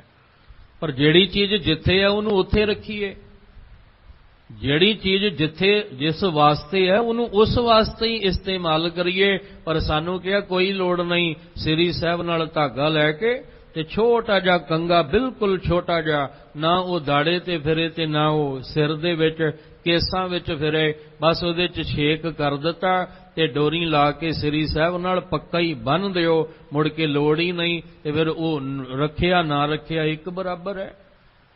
ਕੰਘਾ ਤੇ ਦਿੱਤਾ ਸੀ ਕੇਸਾਂ ਦੀ ਸਫਾਈ ਵਾਸਤੇ, ਪਰ ਅਸੀਂ ਤੇ ਸਿਰਫ ਜਿਹੜਾ ਬਾਣਾ ਪਾ ਲਿਆ, ਸਿਰਫ ਪਹਿਰਾਵਾ ਦੁਨੀਆ ਨੂੰ ਦਿਖਾਉਣ ਵਾਸਤੇ ਕਿ ਇਹ ਗੁਰੂ ਦਾ ਬਾਣਾ ਪਾਇਆ ਹੋਇਆ ਗੁਰੂ ਦਾ ਸਿੰਘ ਹੈ, ਇਹ ਖਾਲਸਾ ਗੁਰੂ ਦਾ ਖਾਲਸਾ ਰੂਪ ਹੈ। ਪਰ ਗੁਰੂ ਗੋਬਿੰਦ ਸਿੰਘ ਜੀ ਨੇ ਰਾਤ ਜਿਨ੍ਹਾਂ ਇਤਿਹਾਸ ਸੁਣਿਆ, ਗੁਰੂ ਸਾਹਿਬ ਜੀ ਨੇ ਨਾ ਇੱਕ ਖੋਤੇ ਉੱਤੇ ਸ਼ੇਰ ਦੀ ਖੱਲ ਪਾਤੀ। ਹੁਣ ਜਿੱਥੇ ਵੀ ਉਹ ਜਾਂਦਾ ਉਹ ਸਾਰੇ ਹੀ ਡਰਦੇ ਨੇ ਵੀ ਸ਼ੇਰ ਆ ਗਿਆ, ਸ਼ੇਰ ਆ ਗਿਆ। ਤੇ ਕਹਿੰਦੇ ਜਦੋਂ ਘੁਮਿਆਰ ਆਇਆ ਉਹਨੇ ਵੇਖਿਆ ਵੀ ਹਰਕਤ ਤੇ ਇਹਦੀ ਜਿਹੜੀ ਹੈ ਖੋਤੇ ਵਾਲੀ ਹੈ, ਪਰ ਲੱਗਦਾ ਸ਼ੇਰ ਹੈ, ਕੋਈ ਨਾ ਕੋਈ ਤਾਂ ਗੜਬੜ ਜ਼ਰੂਰ ਹੈ। ਉਹਨੇ ਜਦੋਂ ਕੋਲ ਗਿਆ ਪਤਾ ਲੱਗਾ ਵੀ ਇਹ ਤਾਂ ਖੋਤੇ ਉੱਤੇ ਸ਼ੇਰ ਦੀ ਖੱਲ ਪਾਈ ਹੋਈ ਹੈ। ਉਹ ਘੁਮਿਆਰ ਨੇ ਕਹਿੰਦੇ ਜਿਵੇਂ ਉਹਨੂੰ ਹਾਂਕਦਾ ਉਹਨੂੰ ਹਾਂਕਿਆ ਔਰ ਉਹਦੇ ਉੱਤੇ ਭਾਰ ਲੱਦਿਆ ਤੇ ਤੁਰਦਾ ਬਣਾ। ਸਿੰਘਾਂ ਨੇ ਆਖਿਆ ਮਹਾਰਾਜ ਇਹ ਕੀ? ਸਾਹਿਬ ਕਹਿੰਦੇ ਤੁਹਾਨੂੰ ਦਿਖਾਉਣ ਵਾਸਤੇ ਕਿ ਗੁਰੂ ਕੇ ਸਿੰਘੋ, ਬਾਹਰੋਂ ਕਿਤੇ ਸ਼ੇਰ ਵਰਗੀ ਖੱਲ ਤੇ ਅੰਦਰ ਕਿਤੇ ਅਵਸਥਾ ਖੋਤੇ ਵਰਗੀ ਨਾ ਹੋ ਜਾਏ। ਰਾਤ ਜ਼ਿਕਰ ਕੀਤਾ ਸੀ ਕਰਤੂਤ ਪਸ਼ੂ ਕੀ ਮਾਨਸ ਜਾਤ, ਖਲ ਮਨੁੱਖ ਦੀ ਪਾਈ ਹੋਈ ਹੈ ਤੇ ਕਰਤੂਤ ਪਸ਼ੂ ਦੀ ਹੋ ਰਹੀ ਹੈ। ਅਸੀਂ ਆ ਖਲ ਜਿਹੜੀ ਪਾਈ ਹੋਈ ਹੈ ਇਹ ਤੇ ਮਨੁੱਖ ਦੀ ਹੈ, ਪਰ ਕਰਮ ਹੈਵਾਨ ਕਰਮ ਸ਼ੈਤਾਨ ਵਾਲਾ ਹੋ ਰਿਹਾ, ਕਰਮ ਜਾਨਵਰ ਵਾਲਾ ਹੋ ਰਿਹਾ। ਇਹਦਾ ਮਤਲਬ ਜਿਹੜੀ ਅਸੀਂ ਖਲ ਪਾਈ ਹੈ ਇਹ ਇਨਸਾਨੀ ਹੈ, ਪਰ ਇਹਦੇ ਅੰਦਰ ਜਾਨਵਰ ਬੈਠਾ ਹੋਇਆ ਹੈ, ਇਹਦੇ ਅੰਦਰ ਸ਼ੈਤਾਨ ਬੈਠਾ ਹੋਇਆ ਹੈ। ਗੁਰੂ ਸਾਹਿਬ ਕਹਿੰਦੇ ਜਿਹੜਾ ਮੈਂ ਖਾਲਸਾ ਤਿਆਰ ਕੀਤਾ ਨਾ ਉਹ ਅੰਦਰੋਂ ਹੋਰ ਤੇ ਬਾਹਰੋਂ ਹੋਰ ਨਹੀਂ, ਉਹ ਅੰਦਰੋਂ ਵੀ ਨਿਰਮਲ ਹੈ ਤੇ ਬਾਹਰੋਂ ਵੀ ਨਿਰਮਲ ਹੈ। ਜੈਸਾ ਉਹ ਬਾਹਰੋਂ ਹੈ ਵੈਸਾ ਹੀ ਉਹ ਅੰਦਰੋਂ ਹੈ। ਇਹ ਨਹੀਂ ਕਿ ਸਿਰਫ ਉਤੋਂ ਬਾਣਾ ਜਿਹੜਾ ਉਹ ਪਾਇਆ ਹੋਇਆ ਬਸ ਲੋਕਾਂ ਨੂੰ ਵਿਖਾਉਣ ਵਾਸਤੇ ਤੇ ਅੰਦਰੋਂ ਕੁਝ ਹੋਰ ਹੈ, ਨਹੀਂ। ਪਰ ਮਾਫ ਕਰਨਾ ਅੱਜ ਜ਼ਰੂਰ ਵੇਖਣ ਨੂੰ ਮਿਲਦਾ ਹੈ। ਕੰਗਾ ਦਿੱਤਾ ਸੀ ਕੇਸਾਂ, ਚਲੋ ਜਿਨ੍ਹਾਂ ਦੇ ਕੇਸ ਉਮਰ ਦੇ ਹਿਸਾਬ ਨਾਲ ਕਈ ਸਵਾਲ ਕਰਦੇ ਨੇ ਕਿ ਉਮਰ ਬੜੇਪਾ ਆ ਗਿਆ, ਕੇਸ ਜਿਹੜੇ ਸੀ ਸਿਰ ਤੋਂ ਝੜ ਗਏ, ਹੁਣ ਕੇਸ ਹੈ ਹੀ ਨਹੀਂ, ਉਹ ਜੂੜਾ ਵੀ ਨਹੀਂ ਹੁੰਦਾ ਤੇ ਉਹ ਕੰਗਾ ਰੱਖ ਹੀ ਨਹੀਂ ਹੋਏਗਾ। ਉਹਦੀ ਚਲੋ ਸੰਭਾਲ ਆਪਾਂ ਜਿਹੜੀ ਆਪਣੇ ਕੋਲ ਰੱਖ ਸਕਦੇ ਹਾਂ, ਪਰ ਉਹ ਵੀ ਨਹੀਂ ਕਿ ਡੋਰੀ ਵਿੱਚ ਬੰਨ੍ਹ ਕੇ ਪੱਕਾ ਹੀ ਕਰ ਦਈਏ ਫਿੱਟ ਕਿ ਸ੍ਰੀ ਸਾਹਿਬ ਤੋਂ ਮੁੜ ਕੇ ਉਹ ਖੁੱਲ੍ਹਾ ਹੀ ਕੋਈ ਨਾ। ਠੀਕ ਹੈ, ਉੱਥੇ ਅਸੀਂ ਉਹਨੂੰ ਸੰਭਾਲਣਾ ਆਪਣੇ ਕੋਲ ਉਹਨੂੰ ਰੱਖ ਲਈਏ, ਪਰ ਦੇਖਿਆ ਜਾਏ ਤਾਂ ਸਿਰਫ ਆ ਜਿਹੜਾ ਵਿਖਾਵਾ ਹੀ ਰਹਿ ਗਿਆ ਸਾਡੇ ਕੋਲ। ਸਿਰਫ ਤਾਂ ਸਾਹਿਬ ਜੀ ਨੇ ਕਿਉਂ ਸ਼ੇਰ ਦੀ ਖੱਲ ਪਵਾਈ ਸੀ? ਇਸੇ ਲਈ ਪਵਾਈ ਸੀ ਕਿ ਦੁਨੀਆ ਦੇ ਲੋਕੋ ਜਿਹੜਾ ਖਾਲਸਾ ਮੈਂ ਤਿਆਰ ਕੀਤਾ ਹੈ ਨਾ ਉਸ ਮਾਲਕ ਦੀ ਮੌਜ ਵਿੱਚ ਉਹ ਇਦਾਂ ਦਾ ਲੋਕ ਵਿਖਾਵੇ ਵਾਲਾ ਨਹੀਂ, ਉਹ ਫਾਰਮੈਲਿਟੀ ਵਾਲਾ ਨਹੀਂ, ਉਹ ਸਿਰਫ ਦੁਨੀਆ ਨੂੰ ਦਿਖਾਉਣ ਵਾਲਾ ਨਹੀਂ ਹੈ ਕਿ ਇਹਨੇ 5 ਕਕਾਰ ਜਿਹੜੇ ਆ ਉਹ ਸਜਾਏ ਹੋਏ ਨੇ, ਉਹ ਇਹਨਾਂ ਨੂੰ ਪਿਆਰ ਕਰਨ ਵਾਲਾ ਹੈ। ਕੰਗੇ ਨੂੰ ਕੰਗੇ ਦੀ ਜਗ੍ਹਾ ਰੱਖੋ, ਕੜੇ ਨੂੰ ਕੜੇ ਦੀ ਜਗ੍ਹਾ ਰੱਖੋ, ਸ੍ਰੀ ਸਾਹਿਬ ਨੂੰ ਸ੍ਰੀ ਸਾਹਿਬ ਦੀ ਜਗ੍ਹਾ ਰੱਖੋ। ਇਸ ਲਈ ਸਤਿਗੁਰੂ ਮਹਾਰਾਜ ਜੀ ਕਹਿੰਦੇ ਦੁਨੀਆ ਦੇ ਲੋਕ ਜਿਹੜੇ ਨੇ ਉਹ ਕੀ ਕਰ ਰਹੇ ਨੇ? ਬਾਹਰ ਤਨ ਕਰਕੇ ਕਰਮ ਕਰ ਰਹੇ ਨੇ, ਲੋਕ ਵਿਖਾਵਾ ਜਿਹੜਾ ਉਹ ਕਰ ਰਹੇ ਨੇ। ਗੁਰੂ ਸਾਹਿਬ ਜੀ ਕਹਿੰਦੇ ਜਿਹੜਾ ਗੁਰੂ ਕਾ ਸਿੱਖ ਨਿਰਮਲ ਪੰਥ ਤੋਂ ਖਾਲਸਾ ਪੰਥ ਦਾ ਸਫ਼ਰ ਕਰਦਾ ਹੈ ਉਹ ਬਾਹਰ ਦੇ ਭਰਮਾਂ ਦੇ ਵਿੱਚ ਨਹੀਂ ਪੈਂਦਾ, ਉਹ ਥਿਤ ਵਾਰ ਦੇ ਭਰਮ ਵਿੱਚ, ਸ਼ਗਨ ਅਵਸ਼ਗਨ ਦੇ ਭਰਮ ਵਿੱਚ ਨਹੀਂ ਪੈਂਦਾ, ਉਹ ਧਾਗੇ ਤਵੀਤ ਦੇ ਭਰਮ ਦੇ ਵਿੱਚ ਨਹੀਂ ਪੈਂਦਾ, ਉਹ ਪੂਰਬ ਪੱਛਮ ਉੱਤਰ ਦੱਖਣ ਵਾਲੇ ਭਰਮ 'ਚ ਨਹੀਂ ਪੈਂਦਾ। ਪਰ ਮਾਫ ਕਰਨਾ ਕਿਤੇ ਕਿਤੇ ਐਸਾ ਵੇਖਣ ਨੂੰ ਮਿਲਦਾ ਹੈ। ਬਹੁਤ ਸਮਾਂ ਪਹਿਲਾਂ ਇੱਕ ਜ਼ਿਕਰ ਕੀਤਾ ਸੀ, ਯਾਦ ਹੈ, ਅੱਜ ਫਿਰ ਦੇਖਣ ਨੂੰ ਮਿਲਦਾ ਹੈ। ਜਦੋਂ ਕਿਸੇ ਦੇ ਘਰ ਗੁਰੂ ਗ੍ਰੰਥ ਸਾਹਿਬ ਪਾਤਸ਼ਾਹ ਜੀ ਲੈ ਕੇ ਜਾਣੇ ਹੋਣ ਨਾ ਤੇ ਉਹ ਪਹਿਲਾਂ ਆ ਕੇ ਗੁਰੂ ਘਰ ਵਿੱਚ ਪਤਾ ਕੀ ਕਹਿੰਦੇ ਨੇ, ਭਾਈ ਸਾਹਿਬ ਇੱਕ ਵਾਰ ਤੁਸੀਂ ਪਹਿਲਾਂ ਘਰ ਆ ਜਾਇਓ। ਪੁੱਛਿਆ ਕਾਹਦੇ ਲਈ? ਕਹਿੰਦੇ ਤੁਸੀਂ ਆ ਕੇ ਵੇਖ ਲਿਓ ਵੀ ਗੁਰੂ ਸਾਹਿਬ ਦਾ ਮੂੰਹ ਕਿੱਧਰਲੇ ਪਾਸੇ ਕਰਨਾ ਹੈ। ਅਸੀਂ ਅੱਜ ਵੀ ਇਸੇ ਭਰਮ 'ਚ ਪਏ ਹੋਏ ਹਾਂ। ਇਹਦਾ ਮਤਲਬ ਅਸੀਂ ਅਜੇ ਸ਼ਾਸਤਰਾਂ ਵਿੱਚੋਂ ਨਿਕਲ ਹੀ ਨਹੀਂ ਸਕੇ। ਅਸੀਂ ਆਪਣਾ ਕਰੋੜਾਂ ਲੱਖਾਂ ਰੁਪਏ ਦਾ ਮਕਾਨ ਬਣਾ ਲਿਆ, ਅੰਦਰ ਗੁਰੂ ਗ੍ਰੰਥ ਸਾਹਿਬ ਦਾ ਪ੍ਰਕਾਸ਼ ਹੈ, ਪਰ ਅਸੀਂ ਕਿਹਾ ਨਹੀਂ ਬਾਹਰ ਇੱਕ ਕਾਲਾ ਮੂੰਹ ਵੀ ਟੰਗਣਾ ਜ਼ਰੂਰੀ ਹੈ ਤੇ ਉਹਦਾ ਸਾਡੇ ਘਰ ਦਾ ਦਰਵਾਜ਼ਾ ਕਿਸ ਪਾਸੇ ਹੋਣਾ ਚਾਹੀਦਾ ਹੈ, ਅੰਦਰ ਕਮਰਿਆਂ ਦਾ ਦਰਵਾਜ਼ਾ ਕਿਸ ਪਾਸੇ ਹੋਣਾ ਚਾਹੀਦਾ ਹੈ। ਫਿਰ ਜੋ ਗੁਰਬਾਣੀ ਕਹਿ ਰਹੀ ਹੈ ਉਸ ਮੁਤਾਬਕ ਤੇ ਆਪਾਂ ਚੱਲੇ ਹੀ ਨਹੀਂ। ਇਹਦਾ ਮਤਲਬ ਹਜੇ ਤੱਕ ਗੁਰਬਾਣੀ ਸਾਨੂੰ ਸਮਝ ਹੀ ਨਹੀਂ ਆਈ, ਹਜੇ ਤੱਕ ਗੁਰੂ ਗ੍ਰੰਥ ਸਾਹਿਬ ਜੀ ਨੂੰ ਹੀ ਆਪਾਂ ਘੁਮਾਉਣ 'ਚ ਲੱਗੇ ਹੋਏ ਆ ਕਿ ਮੂੰਹ ਪੂਰਬ ਵਾਲੇ ਪਾਸੇ ਨੂੰ ਕਰੀਏ ਕਿ ਪੱਛਮ ਵਾਲੇ ਪਾਸੇ ਨੂੰ ਕਰੀਏ। ਗੁਰੂ ਸਾਹਿਬ ਦਾ ਪ੍ਰਕਾਸ਼ ਕਿਹੜੇ ਵਾਲੇ ਪਾਸੇ ਨੂੰ ਕਰੀਏ, ਕਿਹੜੇ ਵਾਲੇ ਪਾਸੇ ਨੂੰ ਕਰਨਾ ਚੰਗਾ ਹੁੰਦਾ ਹੈ? ਫਿਰ ਤਾਂ ਗੁਰੂ ਨਾਨਕ ਸਾਹਿਬ ਜੀ ਜਦੋਂ ਮੱਕੇ ਮਦੀਨੇ ਗਏ ਨੇ ਤੇ ਫਿਰ ਭਾਈ ਜੀਵਨ ਨੇ ਗੁਰੂ ਸਾਹਿਬ ਨੂੰ ਪੈਰਾਂ ਤੋਂ ਪਕੜ ਕੇ ਜਦੋਂ ਉਹਨਾਂ ਨੂੰ ਘੁਮਾਇਆ, ਗੁਰੂ ਸਾਹਿਬ ਕਹਿੰਦੇ ਦੱਸ ਦੇ ਜਿੱਧਰ ਤੇਰੇ ਅੱਲਾ ਦਾ ਘਰ ਨਹੀਂ ਉੱਧਰ ਮੇਰੇ ਪੈਰ ਕਰ ਦੇ। ਫਿਰ ਗੁਰੂ ਸਾਹਿਬ ਜੀ ਨੇ ਜੋ ਸਾਨੂੰ ਇਹ ਸਿੱਖਿਆਵਾਂ ਆਪਣੇ ਜੀਵਨ ਕਾਲ 'ਚ ਦਿੱਤੀਆਂ ਅਸੀਂ ਉਹਨਾਂ ਨੂੰ ਭੁੱਲ ਗਏ ਹਾਂ ਜਾਂ ਅਸੀਂ ਸਮਝਣਾ ਨਹੀਂ ਚਾਹੁੰਦੇ। ਗੁਰਬਾਣੀ ਸਮਝਣ ਦਾ ਵਿਸ਼ਾ ਹੈ। ਅਸੀਂ ਭਰਮ ਵਿੱਚੋਂ ਨਿਕਲ ਕੇ ਤਨ ਵਾਲਾ ਕਰਮ ਛੱਡ ਕੇ ਅਸੀਂ ਮਨ ਵਾਲਾ ਕਰਮ ਕਰਾਂਗੇ ਤਾਂ ਜੀਵਨ ਵਿੱਚ ਸਫਲਤਾ ਮਿਲਣੀ ਹੈ। ਹੁਣ ਧਿਆਨ ਦਿਓ, ਸਾਹਿਬ ਕਹਿੰਦੇ ਨੇ ਉਦਮ ਕਰ ਲਾਗੇ ਬਹੁ ਭਾਂਤੀ ਵਿਚਰੈ ਅਨਕ ਸ਼ਾਸਤਰ ਬਹੁ ਖਟੂਆ। ਮਹਾਰਾਜ ਜੀ ਤੁਸੀਂ ਥੋੜਾ ਖੋਲ ਕੇ ਸਮਝਾਓ ਕੀ ਕਹਿਣਾ ਚਾਹੁੰਦੇ ਹੋ? ਸਾਹਿਬ ਕਹਿੰਦੇ ਭਸਮ ਲਗਾਏ, ਭਸਮ ਜਿਹੜਾ ਉਹ ਲਗਾ ਕੇ ਆਪਣੇ ਤਨ ਉਤੇ ਜੋਗੀਆਂ ਨੇ ਕਿਹਾ ਇੱਧਰ ਜਿਵੇਂ ਸਾਡੇ ਫਿਰਕੇ ਨੇ साडे 12 फिरके ने उस मुताबिक चलो। ਜਿਹੜੇ ਸਾਧੂਆਂ ਦੇ ਭੇਖ ਨੇ ਉਹਨਾਂ ਨੇ ਆਖਿਆ ਸਾਡੇ ਮੁਤਾਬਕ ਚੱਲੋ। ਸੰਨਿਆਸੀਆਂ ਨੇ ਆਖਿਆ ਸਾਡੇ ਮੁਤਾਬਕ ਚੱਲੋ। ਜਿਹੜੇ ਬ੍ਰਹਮਚਾਰੀ ਉਹਨਾਂ ਆਖਿਆ ਸਾਡੇ ਮੁਤਾਬਕ ਚੱਲੋ। ਕਹਿਣ ਲੱਗੇ ਪੰਡਤ, ਉਹ ਕਹਿੰਦੇ ਸਾਡੇ ਮੁਤਾਬਕ ਚੱਲੋ। ਹਰ ਕੋਈ ਆਪਣੇ ਆਪਣੇ ਮੁਤਾਬਕ ਜਿਹੜਾ ਉਹ ਚਲਾਉਣਾ ਚਾਹੁੰਦਾ ਹੈ। ਮਹਾਰਾਜ ਕਹਿੰਦੇ ਕਿਸੇ ਨੇ ਕੰਨਾਂ 'ਚ ਮੁੰਦਰਾਂ ਪਾ ਲਈਆਂ, ਕੋਈ ਤੀਰਥਾਂ ਤੇ ਭਟਕਣ ਲੱਗ ਪਿਆ, ਕਿਸੇ ਨੇ ਭਸਮ ਜਿਹੜੀ ਸੀ ਉਹ ਲਗਾ ਲਈ, ਤੇ ਸੂਖਮ ਦੇਹ ਕਈਆਂ ਨੇ ਭੁੱਖੇ ਰਹਿ ਰਹਿ ਕੇ ਆਪਣੀ ਦੇਹ ਨੂੰ, ਸੂਖਮ ਦਾ ਇੱਥੇ ਅਰਥ ਹੈ ਕਮਜ਼ੋਰ ਕਰ ਲਿਆ। ਵਰਤ ਰੱਖ ਰੱਖ ਕੇ, ਅੰਨ ਛੱਡ ਛੱਡ ਕੇ ਉਹਨਾਂ ਨੇ ਆਪਣੀ ਦੇਹ ਨੂੰ ਜਿਹੜਾ ਸੀ ਕਮਜ਼ੋਰ ਕਰ ਲਿਆ। ਤੇ ਕਈਆਂ ਨੇ ਕਹਿੰਦੇ ਬਹੁ ਜਟੂਆ, ਕਈਆਂ ਨੇ ਜਟਾਵਾਂ ਜਿਹੜੀਆਂ ਸੀ ਉਹ ਬਣਾ ਲਈਆਂ, ਕਿਉਂਕਿ ਆਖਿਆ ਜੇ ਜਟਾਧਾਰੀ ਹੋਵੋਗੇ ਤਾਂ ਤੁਹਾਨੂੰ ਰੱਬ ਦੀ ਪ੍ਰਾਪਤੀ ਹੋਣੀ। ਹੁਣ ਇਹ ਵੱਖ-ਵੱਖ ਕਿਸਮਾਂ ਜਿਹੜੀਆਂ ਸੀ ਸਾਨੂੰ ਦਿਖਾਈਆਂ ਗਈਆਂ, ਵੱਖ-ਵੱਖ ਰੂਪ ਦਿਖਾਏ ਗਏ, ਵੱਖਰੇ ਵੱਖਰੇ ਰਾਹ ਦਿਖਾਏ ਗਏ। ਸਾਹਿਬ ਜੀ ਕਹਿੰਦੇ ਮੈਂ ਦੇਖ ਰਿਹਾ ਉਦਮ ਕਰ ਲਾਗੇ। ਇਸ ਪਾਸੇ ਤਾਂ ਬੰਦਾ ਉਦਮ ਕਰਕੇ ਲੱਗਾ ਹੋਇਆ ਹੈ, ਪਰ ਇੱਕ ਗੱਲ ਕਹੀ ਸੀ ਉਸ ਪਾਸੇ ਉਦਮ ਕਰਨਾ ਔਖਾ ਲੱਗਦਾ। ਜਪੋ ਤਾਂ ਏਕੋ ਨਾਮਾ ਅਵਰ ਨਿਰਾਫਲ ਕਾਮਾ। ਮਹਾਰਾਜ ਕਹਿੰਦੇ ਤੂੰ ਭਾਵੇਂ ਭਭੂਤੀ ਲਾ, ਕੰਨਾਂ 'ਚ ਮੁੰਦਰਾਂ ਪਾ, ਭਾਵੇਂ ਵਰਤ ਰੱਖ, ਭਾਵੇਂ ਮੌਨ ਧਾਰ, ਭਾਵੇਂ ਜੰਗਲ ਵਿੱਚ ਬਹਿ, ਭਾਵੇਂ ਪਹਾੜ ਦੀ ਚੋਟੀ ਤੇ ਜਾ, ਭਾਵੇਂ ਪੂਰਬ ਨੂੰ ਮੂੰਹ ਕਰ, ਭਾਵੇਂ ਪੱਛਮ ਨੂੰ ਮੂੰਹ ਕਰ, ਪਰ ਸੱਚ ਤਾਂ ਇਹੀ ਹੈ ਕਿ ਇੱਕ ਪਰਮੇਸ਼ਵਰ ਦੇ ਨਾਮ ਤੋਂ ਬਿਨਾਂ ਬਾਕੀ ਸਭ ਕੁਝ ਨਿਫਲ ਹੈ। ਉੱਥੇ ਫਲ ਨਹੀਂ ਮਿਲਣਾ। ਮਿਹਨਤ ਤਾਂ ਹੈ ਪਰ ਫਲ ਨਹੀਂ। ਸਾਹਿਬ ਕਹਿੰਦੇ ਇੱਥੇ ਥੋੜੀ ਮਿਹਨਤ ਹੈ ਪਰ ਫਲ ਬਹੁਤਾ ਹੈ। ਪਰ ਜਿਹੜੀ ਥੋੜੀ ਮਿਹਨਤ ਹੈ ਨਾ ਉਹ ਸਾਨੂੰ ਵੱਡੀ ਲੱਗਦੀ ਹੈ। ਅੰਮ੍ਰਿਤ ਵੇਲੇ ਉੱਠਣਾ ਜਿਹੜਾ ਇਦਾਂ ਲੱਗੇਗਾ ਜਿਵੇਂ ਕਿਸੇ ਨੇ ਪਹਾੜ ਕਹਿਤਾ ਸਿਰ ਤੇ ਚੁੱਕਣ ਵਾਸਤੇ, ਪਰ ਜਿਹੜੇ ਅੰਮ੍ਰਿਤ ਵੇਲੇ ਨੂੰ ਸੰਭਾਲਣ ਵੇਲੇ ਵਾਲੇ ਨਿਤਨੇਮੀ ਨੇ, ਅਭਿਆਸੀ ਨੇ, ਉਹਨਾਂ ਨੂੰ ਤੇ ਕੋਈ ਔਖਾ ਨਹੀਂ ਲੱਗਦਾ।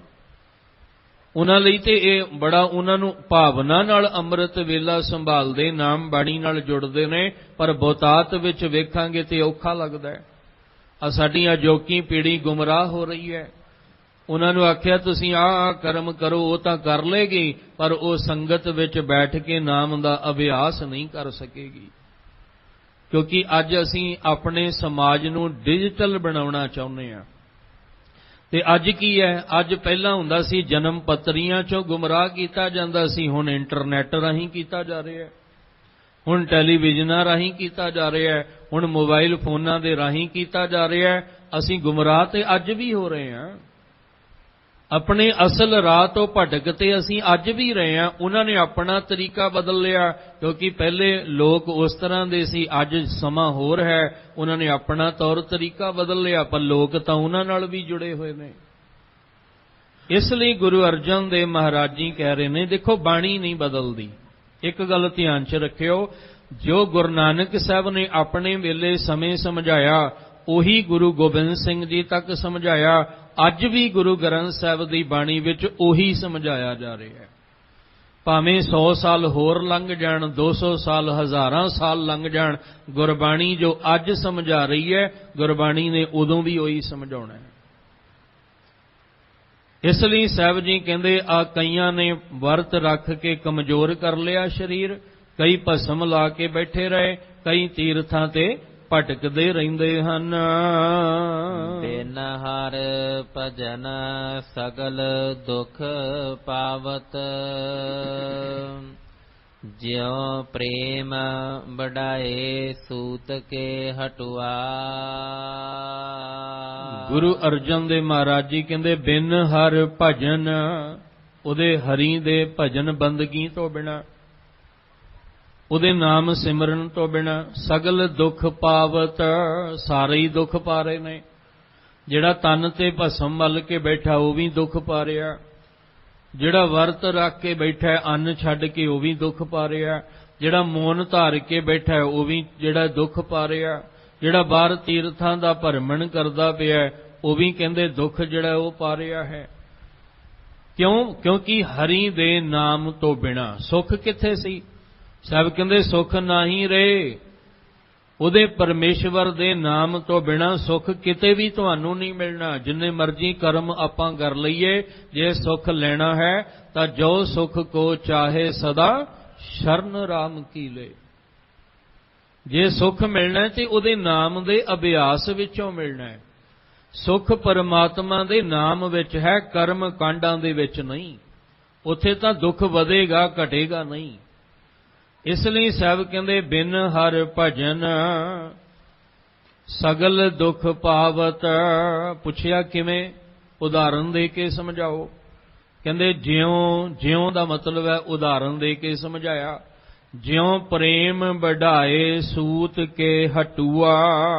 ਜਿਵੇਂ ਇੱਕ ਮੱਕੜੀ ਹੁੰਦੀ ਹੈ ਨਾ, ਮੱਕੜੀ ਜਾਲਾ ਜਿਹੜਾ ਉਹ ਬੁਣਦੀ ਹੈ, ਭਾਵੇਂ ਉਹ ਮੱਕੜੀ ਆ ਦੀਵਾਰਾਂ ਤੇ ਹੋਵੇ ਜਾਲਾ ਬੁਣਨ ਵਾਲੀ, ਤੇ ਭਾਵੇਂ ਉਹ ਰੇਸ਼ਮੀ ਮੱਕੜੀ ਹੋਵੇ ਜਿਹੜੀ ਰੇਸ਼ਮ ਦੀ ਸੂਤ ਜਿਹੜਾ ਉਹਦੀਆਂ ਡੋਰਾਂ ਉਹਨਾਂ ਨੂੰ ਬੁਣ ਕੇ ਜਾਲ ਬਣਾਉਂਦੀ ਹੈ।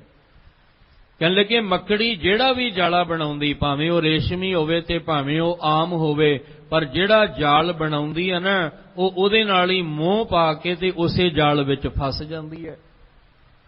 ਅਸੀਂ ਵੀ ਸੰਸਾਰ ਦੇ ਵਿੱਚ ਸੰਸਾਰ ਨਾਲ ਮੋਹ ਪਾ ਕੇ ਪਹਿਲਾਂ ਜਾਲ ਬੁਣ ਤਾਂ ਲਿਆ, ਪਰ ਮੁੜ ਕੇ ਉਸੇ ਜਾਲ ਵਿੱਚ ਆਪ ਹੀ ਫਸ ਗਏ। ਤੇ ਧਿਆਨ ਰੱਖਿਓ, ਮੱਕੜੀ ਜਿਹੜਾ ਜਾਲਾ ਬੁਣਿਆ ਸੀ ਉਹਦੇ 'ਚ ਫਸ ਤਾਂ ਗਈ, ਪਰ ਉਹਨੂੰ ਉਹਦੇ ਵਿੱਚੋਂ ਨਿਕਲਣਾ ਨਹੀਂ ਆਉਂਦਾ। ਮੱਕੜੀ ਨਿਕਲ ਹੀ ਨਹੀਂ ਸਕਦੀ, ਆਪਣੇ ਹੀ ਬਣਾਏ ਹੋਏ ਜਾਲੇ ਵਿੱਚੋਂ ਨਹੀਂ ਨਿਕਲ ਸਕਦੀ। ਅਸੀਂ ਵੀ ਆਪਣਾ ਮੋਹ ਦਾ ਜਾਲ, ਇਸ ਮੋਹ ਮਾਇਆ ਦਾ ਜਾਲ ਵਿਛਾ ਲਿਆ, ਉਹਦੇ ਵਿੱਚ ਫਸ ਤਾਂ ਗਏ, ਹੁਣ ਨਿਕਲਣਾ ਔਖਾ ਹੋ ਗਿਆ। ਸਾਹਿਬ ਜੀ ਕਹਿੰਦੇ ਇਹ ਸਾਰਾ ਆਲ ਜੰਜਾਲ ਤੇਰਾ ਛੁੱਟ ਜਾਏਗਾ, ਤੇਰਾ ਛੁਟਕਾਰਾ ਹੋ ਜਾਏਗਾ, ਪਰ ਗੁਰੂ ਦੀ ਸ਼ਰਨ ਤੋਂ ਬਿਨਾਂ ਨਹੀਂ। ਅਧੂਰੇ ਅਧੂਰੇ ਅਧੂਰੇ ਰਾਵਾਂ ਤੇ ਭਟਕਣ ਦੀ ਬਜਾਏ ਤੂੰ ਪੂਰੇ ਗੁਰੂ ਦੀ ਸ਼ਰਨ ਵਿੱਚ ਆ।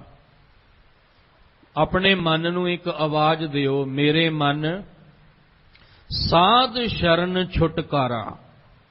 ਮੇਰੇ ਮਨ, ਇਹ ਜਦੋਂ ਆਪਾਂ ਕਹਾਂਗੇ ਤੇ ਆਪਣੇ ਆਪਣੇ ਮਨ ਨੂੰ ਹੀ ਕਵਾਂਗੇ ਨਾ। ਕਹਿਣ ਲੱਗੇ ਮੇਰੇ ਮਨ ਸਾਧ ਸ਼ਰਨ ਛੁਟਕਾਰਾ। ਸਾਧ ਦਾ ਅਰਥ ਹੈ ਗੁਰੂ, ਜਿਸ ਗੁਰੂ ਨੇ ਤੁਹਾਨੂੰ ਸੱਚੇ ਨਾਮ ਦੀ ਦਾਤ ਦੇਣੀ ਹੈ, ਜਿਸ ਗੁਰੂ ਦੇ ਰਾਹੀਂ ਸਾਨੂੰ ਗੁਰਬਾਣੀ ਦੀ ਬਖਸ਼ਿਸ਼ ਮਿਲਣੀ ਹੈ। ਆਪਣੇ ਮਨ ਨੂੰ ਕਹੋ, ਮਨ ਤੂੰ ਉਸ ਮੱਕੜੀ ਦੀ ਤਰ੍ਹਾਂ ਉਸ ਮੋਹ ਦੇ ਜਾਲ ਵਿੱਚ ਫਸ ਤਾਂ ਗਿਆ, ਪਰ ਤੈਨੂੰ ਹੁਣ ਇੱਥੇ ਛੁਟਕਾਰਾ ਕਿਸੇ ਪ੍ਰਕਾਰ ਵਿੱਚ ਨਹੀਂ ਮਿਲਣਾ। ਨਾ ਤੇਰੀ ਲੱਗੀ ਹੋਈ ਭਸਮ ਨੇ ਤੈਨੂੰ ਛਡਾਉਣਾ, ਨਾ ਕੰਨਾਂ ਵਿੱਚ ਪਾਈਆਂ ਮੁੰਦਰਾਂ ਨੇ ਤੈਨੂੰ ਛਡਾਉਣਾ, ਨਾ ਬਾਹਰ ਦੇ ਤੀਰਥ ਤੇ ਗਿਆ ਤੇਰਾ ਛੁਟਕਾਰਾ ਹੋਣਾ, ਤੇ ਨਾ ਅੰਨ ਛੱਡ ਕੇ ਤੇਰਾ ਛੁਟਕਾਰਾ ਹੋਣਾ। ਕਿਵੇਂ ਹੋਏਗਾ? ਮਨ ਮੇਰੇ ਮਨ, ਜਾਂ ਮਨ ਮੇਰੇ ਸਾਧ ਸ਼ਰਨ ਛੁਟਕਾਰਾ। ਤੂੰ ਗੁਰੂ ਦੀ ਸ਼ਰਨ ਵਿੱਚ ਆ, ਤਾਂ ਤੇਰਾ ਇਸ ਮੋਹ ਮਾਇਆ ਦੇ ਜਾਲ ਤੋਂ ਛੁਟਕਾਰਾ ਹੋ ਸਕਦਾ ਹੈ। ਉਹਦੇ ਲਈ ਤੈਨੂੰ ਕੀ ਕਰਨਾ ਪਏਗਾ? ਉਹਦੀ ਭਜਨ ਬੰਦਗੀ ਕਰਨੀ ਪਏਗੀ। ਉਹਦੇ ਨਾਮ ਦਾ ਅਭਿਆਸ ਕਰਕੇ ਨਾਮ ਦੀਆਂ ਹੀ ਮੁੰਦਰਾਂ ਸੰਤੋਖ ਬਣਾ ਕੇ ਪਾਉਣਾ ਪਏਗਾ। ਇਸ ਲਈ ਸਾਹਿਬ ਜੀ ਕਹਿ ਰਹੇ ਨੇ, ਕਹਿੰਦੇ ਬਿਨ ਹਰ ਭਜਨ ਸਗਲ ਦੁੱਖ ਪਾਵਤ, ਜਿਉ ਪ੍ਰੇਮ ਵਢਾਏ ਸੂਤ ਕੇ ਹਟੂਆ।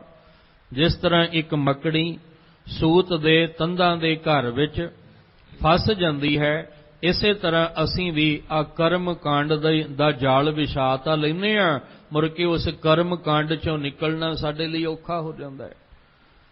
ਅਸੀਂ ਉਦਮ ਕਰਦੇ ਕਰਦੇ ਕਰਮ ਕਾਂਡ ਕਰਦੇ ਕਰਦੇ ਨਿਕਲ ਗਏ ਬੜੀ ਦੂਰ, ਹੁਣ ਮੁੜ ਕੇ ਪਰਤ ਕੇ ਵਾਪਸ ਆਉਣਾ ਸਾਡੇ ਲਈ ਔਖਾ ਹੋ ਗਿਆ। ਉੱਥੇ ਫਿਰ ਕੀ ਹੋਇਆ? ਦੁੱਖ ਤੋਂ ਬਚਣ ਲਈ ਅਸੀਂ ਉਦਮ ਕੀਤਾ ਤੇ ਦੁੱਖ ਹੀ ਸਾਡੇ ਸਾਹਮਣੇ ਆ ਗਿਆ। ਇਸ ਲਈ ਸਾਹਿਬ ਕਹਿੰਦੇ, ਹੇ ਪ੍ਰਾਣੀ, ਤੇਰਾ ਜਿਹੜਾ ਇਹ ਉਦਮ ਹੈ ਇਹ ਗਲਤ ਹੈ। ਤੂੰ ਉਦਮ ਕਰਨਾ ਹੈ ਤੇ ਉਹ ਕਰ ਪਰਮੇਸ਼ਵਰ ਦੇ ਨਾਮ ਦੀ ਬੰਦਗੀ ਵਾਲਾ, ਉਹਦੇ ਨਾਮ ਦਾ ਸਿਮਰਨ ਕਰਨ ਵਾਲਾ ਉਦਮ ਜਿਹੜਾ ਉਹ ਤੂੰ ਕਰਨਾ ਕਰ। ਪੂਜਾ ਚੱਕਰ ਕਰਤ ਸੋਮ ਪਾਕਾ, ਅਨੇਕ ਭਾਂਤ ਥਟ ਹੈ ਕਰ ਥਟੁਆ। ਹੁਣ ਬਾਹਰ ਕਈ ਪ੍ਰਕਾਰ ਦੀ ਸਾਨੂੰ ਦੱਸੀ ਗਈ ਕਿ ਆ ਪੂਜਾ ਜਿਹੜੀ ਹੈ ਉਹ ਤੁਸੀਂ ਕਰੋ, ਇਸ ਤਰ੍ਹਾਂ ਦੀ ਸਮੱਗਰੀ ਲਿਆਓ, ਇਸ ਤਰ੍ਹਾਂ ਦਾ ਤੁਸੀਂ ਹਵਨ ਕਰੋ, ਇਸ ਤਰ੍ਹਾਂ ਦਾ ਯੱਗ ਕਰੋ।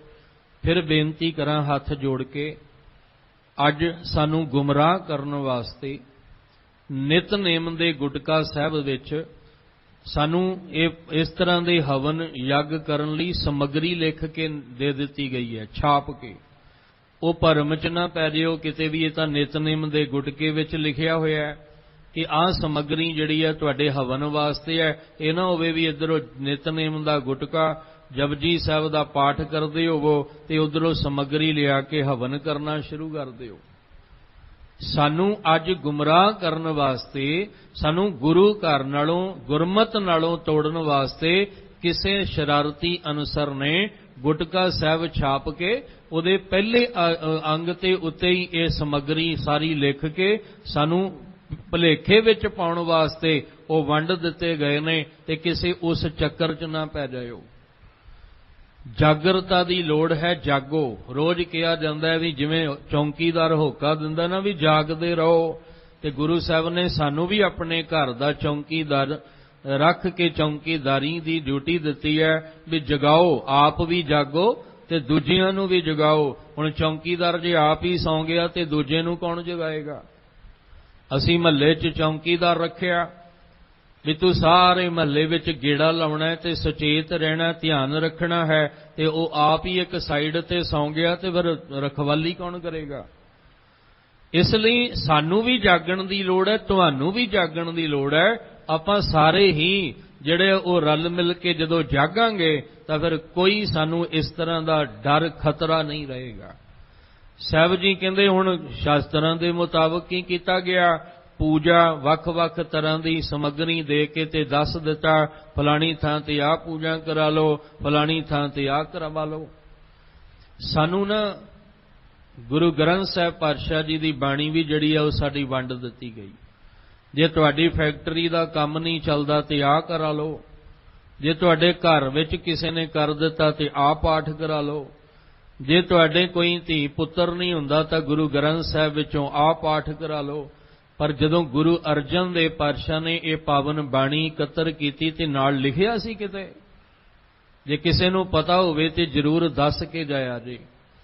जदों गुरु गोबिंद सिंह महाराज जी ने दमदमा साहिब साबो के तलवंडी संपूर्ण गुरु ग्रंथ साहिब जी का स्वरूप तैयार करवाया, गुरु तेग बहादुर साहब जी की बाणी विच दर्ज करवाई ते उत्थे कोई बकायदा लिखवाया सी कि तुसी मकान जे तुहाडे घर किसी ने करता ते आ शब्द पढ़िया करो, जे तुहाडी फैक्टरी किसी ने बंद हो गई है ते काम नहीं चलदा ते आ पाठ कराया करो, जे तुहाडे धी पुत्त नहीं हुंदा ते आ करवाया करो।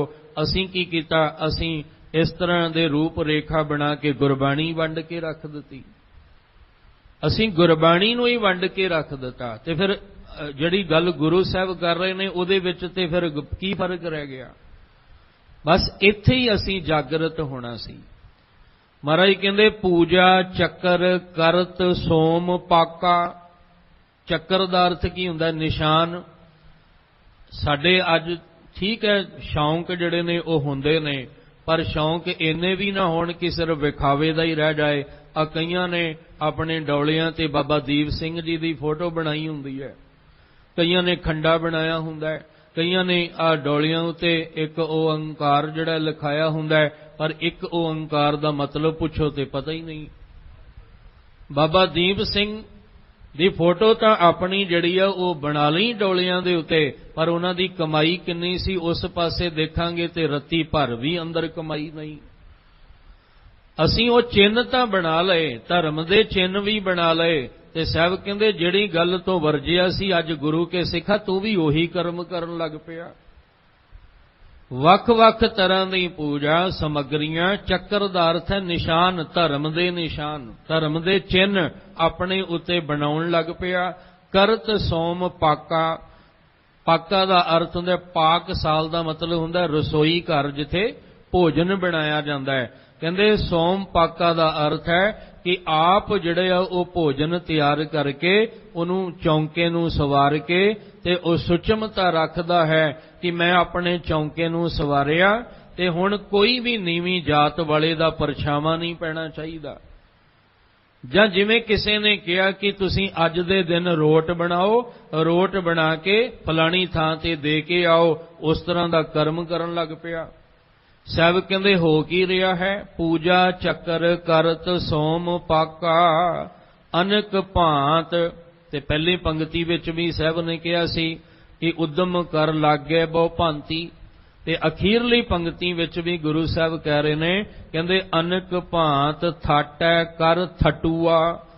ਥਟੂਆ ਦਾ ਅਰਥ ਹੁੰਦਾ ਹੈ ਕਿ ਜਿਵੇਂ ਬਨਾਵਟੀ ਚੀਜ਼ਾਂ ਜਿਹੜੀਆਂ ਨੇ ਬਣਾ ਕੇ ਦਿਖਾਉਣੀਆਂ, ਅੰਦਰ ਕੁਝ ਹੋਰ ਹੈ ਪਰ ਬਾਹਰੋਂ ਬਣਾ ਕੇ ਕੁਝ ਹੋਰ ਦੁਨੀਆ ਨੂੰ ਪੇਸ਼ਕਾਰੀ ਕਰ ਰਿਹਾ ਹੈ, ਦੁਨੀਆ ਨੂੰ ਦਿਖਾ ਕੁਝ ਹੋ ਰਿਹਾ ਹੈ। ਸਾਹਿਬ ਕਹਿੰਦੇ ਆ ਜਿਹੜੇ ਬਾਹਰ ਦੇ ਤੂੰ ਕਰਮ ਕਰਦਾ ਪਿਆ ਨਾ, ਇਹ ਸਾਰੇ ਬਨਾਵਟੀ ਨੇ। ਕੰਨਾਂ 'ਚ ਮੁੰਦਰਾਂ ਇਹ ਵੀ ਬਨਾਵਟੀ, ਵਰਤ ਰੱਖਣਾ ਬਨਾਵਟੀ, ਭਸਮ ਮਲਣੀ ਬਨਾਵਟੀ, ਵੱਖ-ਵੱਖ ਹਵਨ ਯੱਗ ਸਮੱਗਰੀਆਂ ਦੇ ਭਰਮ 'ਚ ਪੈਣਾ, ਧਰਮ ਦੇ ਚਿੰਨ੍ਹ ਆਪਣੇ ਮੱਥੇ ਤੇ ਲਾ ਲੈਣੇ ਜਾਂ ਆਪਣੇ ਸਰੀਰ ਤੇ ਬਣਾ ਲੈਣੇ, ਇਹ ਸਾਰੇ ਬਨਾਵਟੀ ਕਰਮ ਨੇ। ਤੇ ਬਨਾਵਟੀ ਕਰਮ ਤੋਂ ਕਦੀ ਅਸਲ ਫਲ ਨਹੀਂ ਜੇ ਮਿਲਦਾ।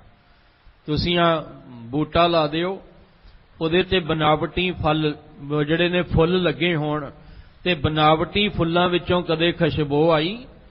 ਬਨਾਵਟੀ ਫੁੱਲਾਂ ਵਿੱਚੋਂ ਕਦੇ ਮਹਿਕ ਆਈ? ਦੇਖੋ ਜਿਹੜੇ ਆ ਮਧੂ ਮੱਖੀਆਂ ਨੇ, ਜਿਹੜੀਆਂ ਆ ਮੱਖੀਆਂ ਕਹਿ ਲਓ, ਇਹਨਾਂ ਨੂੰ ਵੀ ਪਤਾ ਹੁੰਦਾ, ਭਵਰੇ ਨੂੰ ਵੀ ਪਤਾ ਹੁੰਦਾ ਕਿ ਮੈਂ ਅਸਲ ਫੁੱਲ ਤੇ ਬਹਿਣਾ, ਮੈਂ ਬਨਾਵਟੀ ਤੇ ਨਹੀਂ ਬਹਿਣਾ। ਪਰ ਬੰਦਿਆ ਤੈਨੂੰ ਨਹੀਂ ਪਤਾ ਲੱਗਾ ਹਜੇ ਤੱਕ ਕਿ ਮੈਂ ਕਰਮ ਕਿਹੜਾ ਕਰਨਾ ਤੇ ਕਿਹੜਾ ਨਹੀਂ ਕਰਨਾ।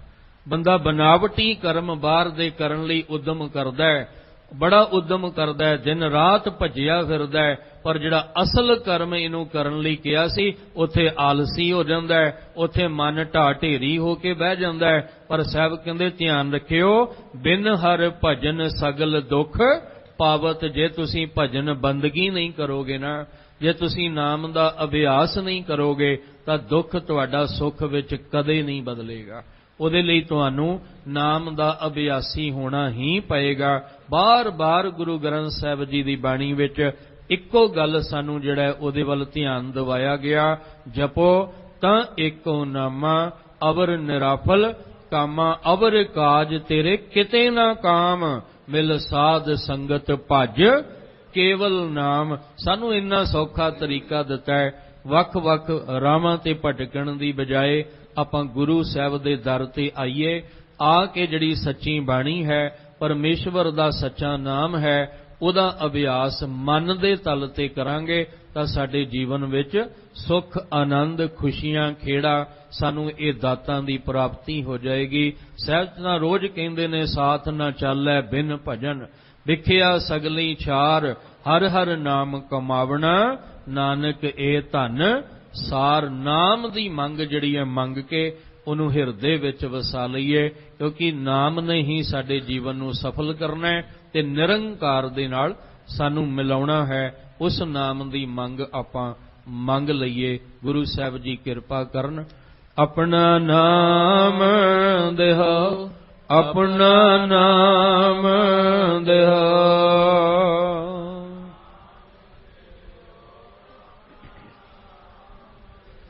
ਵਿਸਰ ਨਹੀਂ ਦਾਤਾਰ, ਵਿਸਰ ਨਹੀਂ ਦਾਤਾਰ।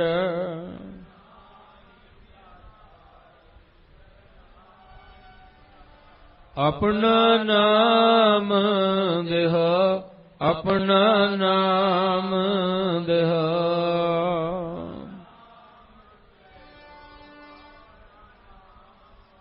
ਗੁਣ ਗਾਵਾਂ ਦਿਨ ਰਾਤ, ਗੁਣ ਗਾਵਾਂ ਦਿਨ ਰਾਤ।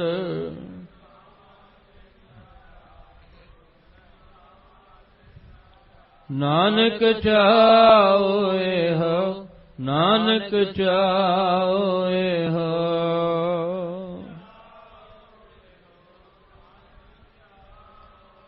ਆਪਣਾ ਨਾਮ ਦੇਹੋ, ਆਪਣਾ ਨਾਮ ਦੇਹੋ।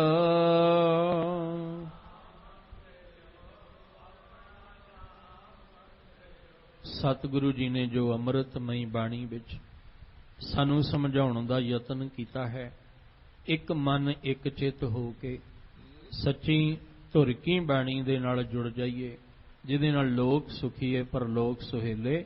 ਨਾਨਕ ਹਰਿ ਪ੍ਰਭ ਆਪੇ ਮਿਲੇ ਜੀਵਨ ਬਣ ਸਕੇ। ਗੁਰੂ ਅਰਜਨ ਦੇਵ ਮਹਾਰਾਜ ਜੀ ਦੇ ਮੁਖਾਰਬਿੰਦ ਤੋਂ ਜੋ ਇਹ ਸਵਈਏ ਦੇ ਰੂਪ ਵਿੱਚ ਬਾਣੀ ਦਾ ਉਚਾਰਨ ਹੋਇਆ, ਇੱਥੇ ਅੱਜ ਇਹਦੀ ਸਮਾਪਤੀ ਹੈ। ਅੱਜ ਦੀਆਂ ਵਿਚਾਰਾਂ ਕਰਦਿਆਂ ਹੋਇਆਂ ਬੇਅੰਤ ਭੁੱਲਾਂ ਹੋਈਆਂ ਸਤਿਗੁਰੂ ਬਖਸ਼ ਦੇਣ। ਤੁਹਾਨੂੰ ਸਾਰਿਆਂ ਨੂੰ ਚੜ੍ਹਦੀ ਕਲਾ ਵਾਲਾ ਜੀਵਨ ਬਖਸ਼ਣ। ਗੁਰੂ ਸਾਹਿਬ ਜੀ ਦੇ ਪਾਵਨ ਬਚਨ ਆਪਣੇ ਹਿਰਦੇ ਵਿੱਚ ਵਸਾ ਲਈਏ ਜੀ। ਬਿਨ ਹਰ ਭਜਨ ਸਗਲ ਦੁਖ ਪਾਵਤ,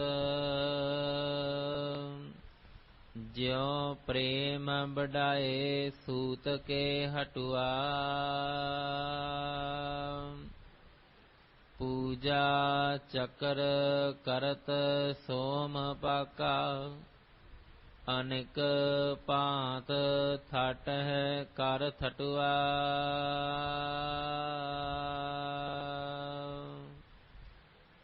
ਵਾਹਿਗੁਰੂ ਜੀ ਕਾ ਖਾਲਸਾ, ਵਾਹਿਗੁਰੂ ਜੀ ਕੀ ਫਤਿਹ।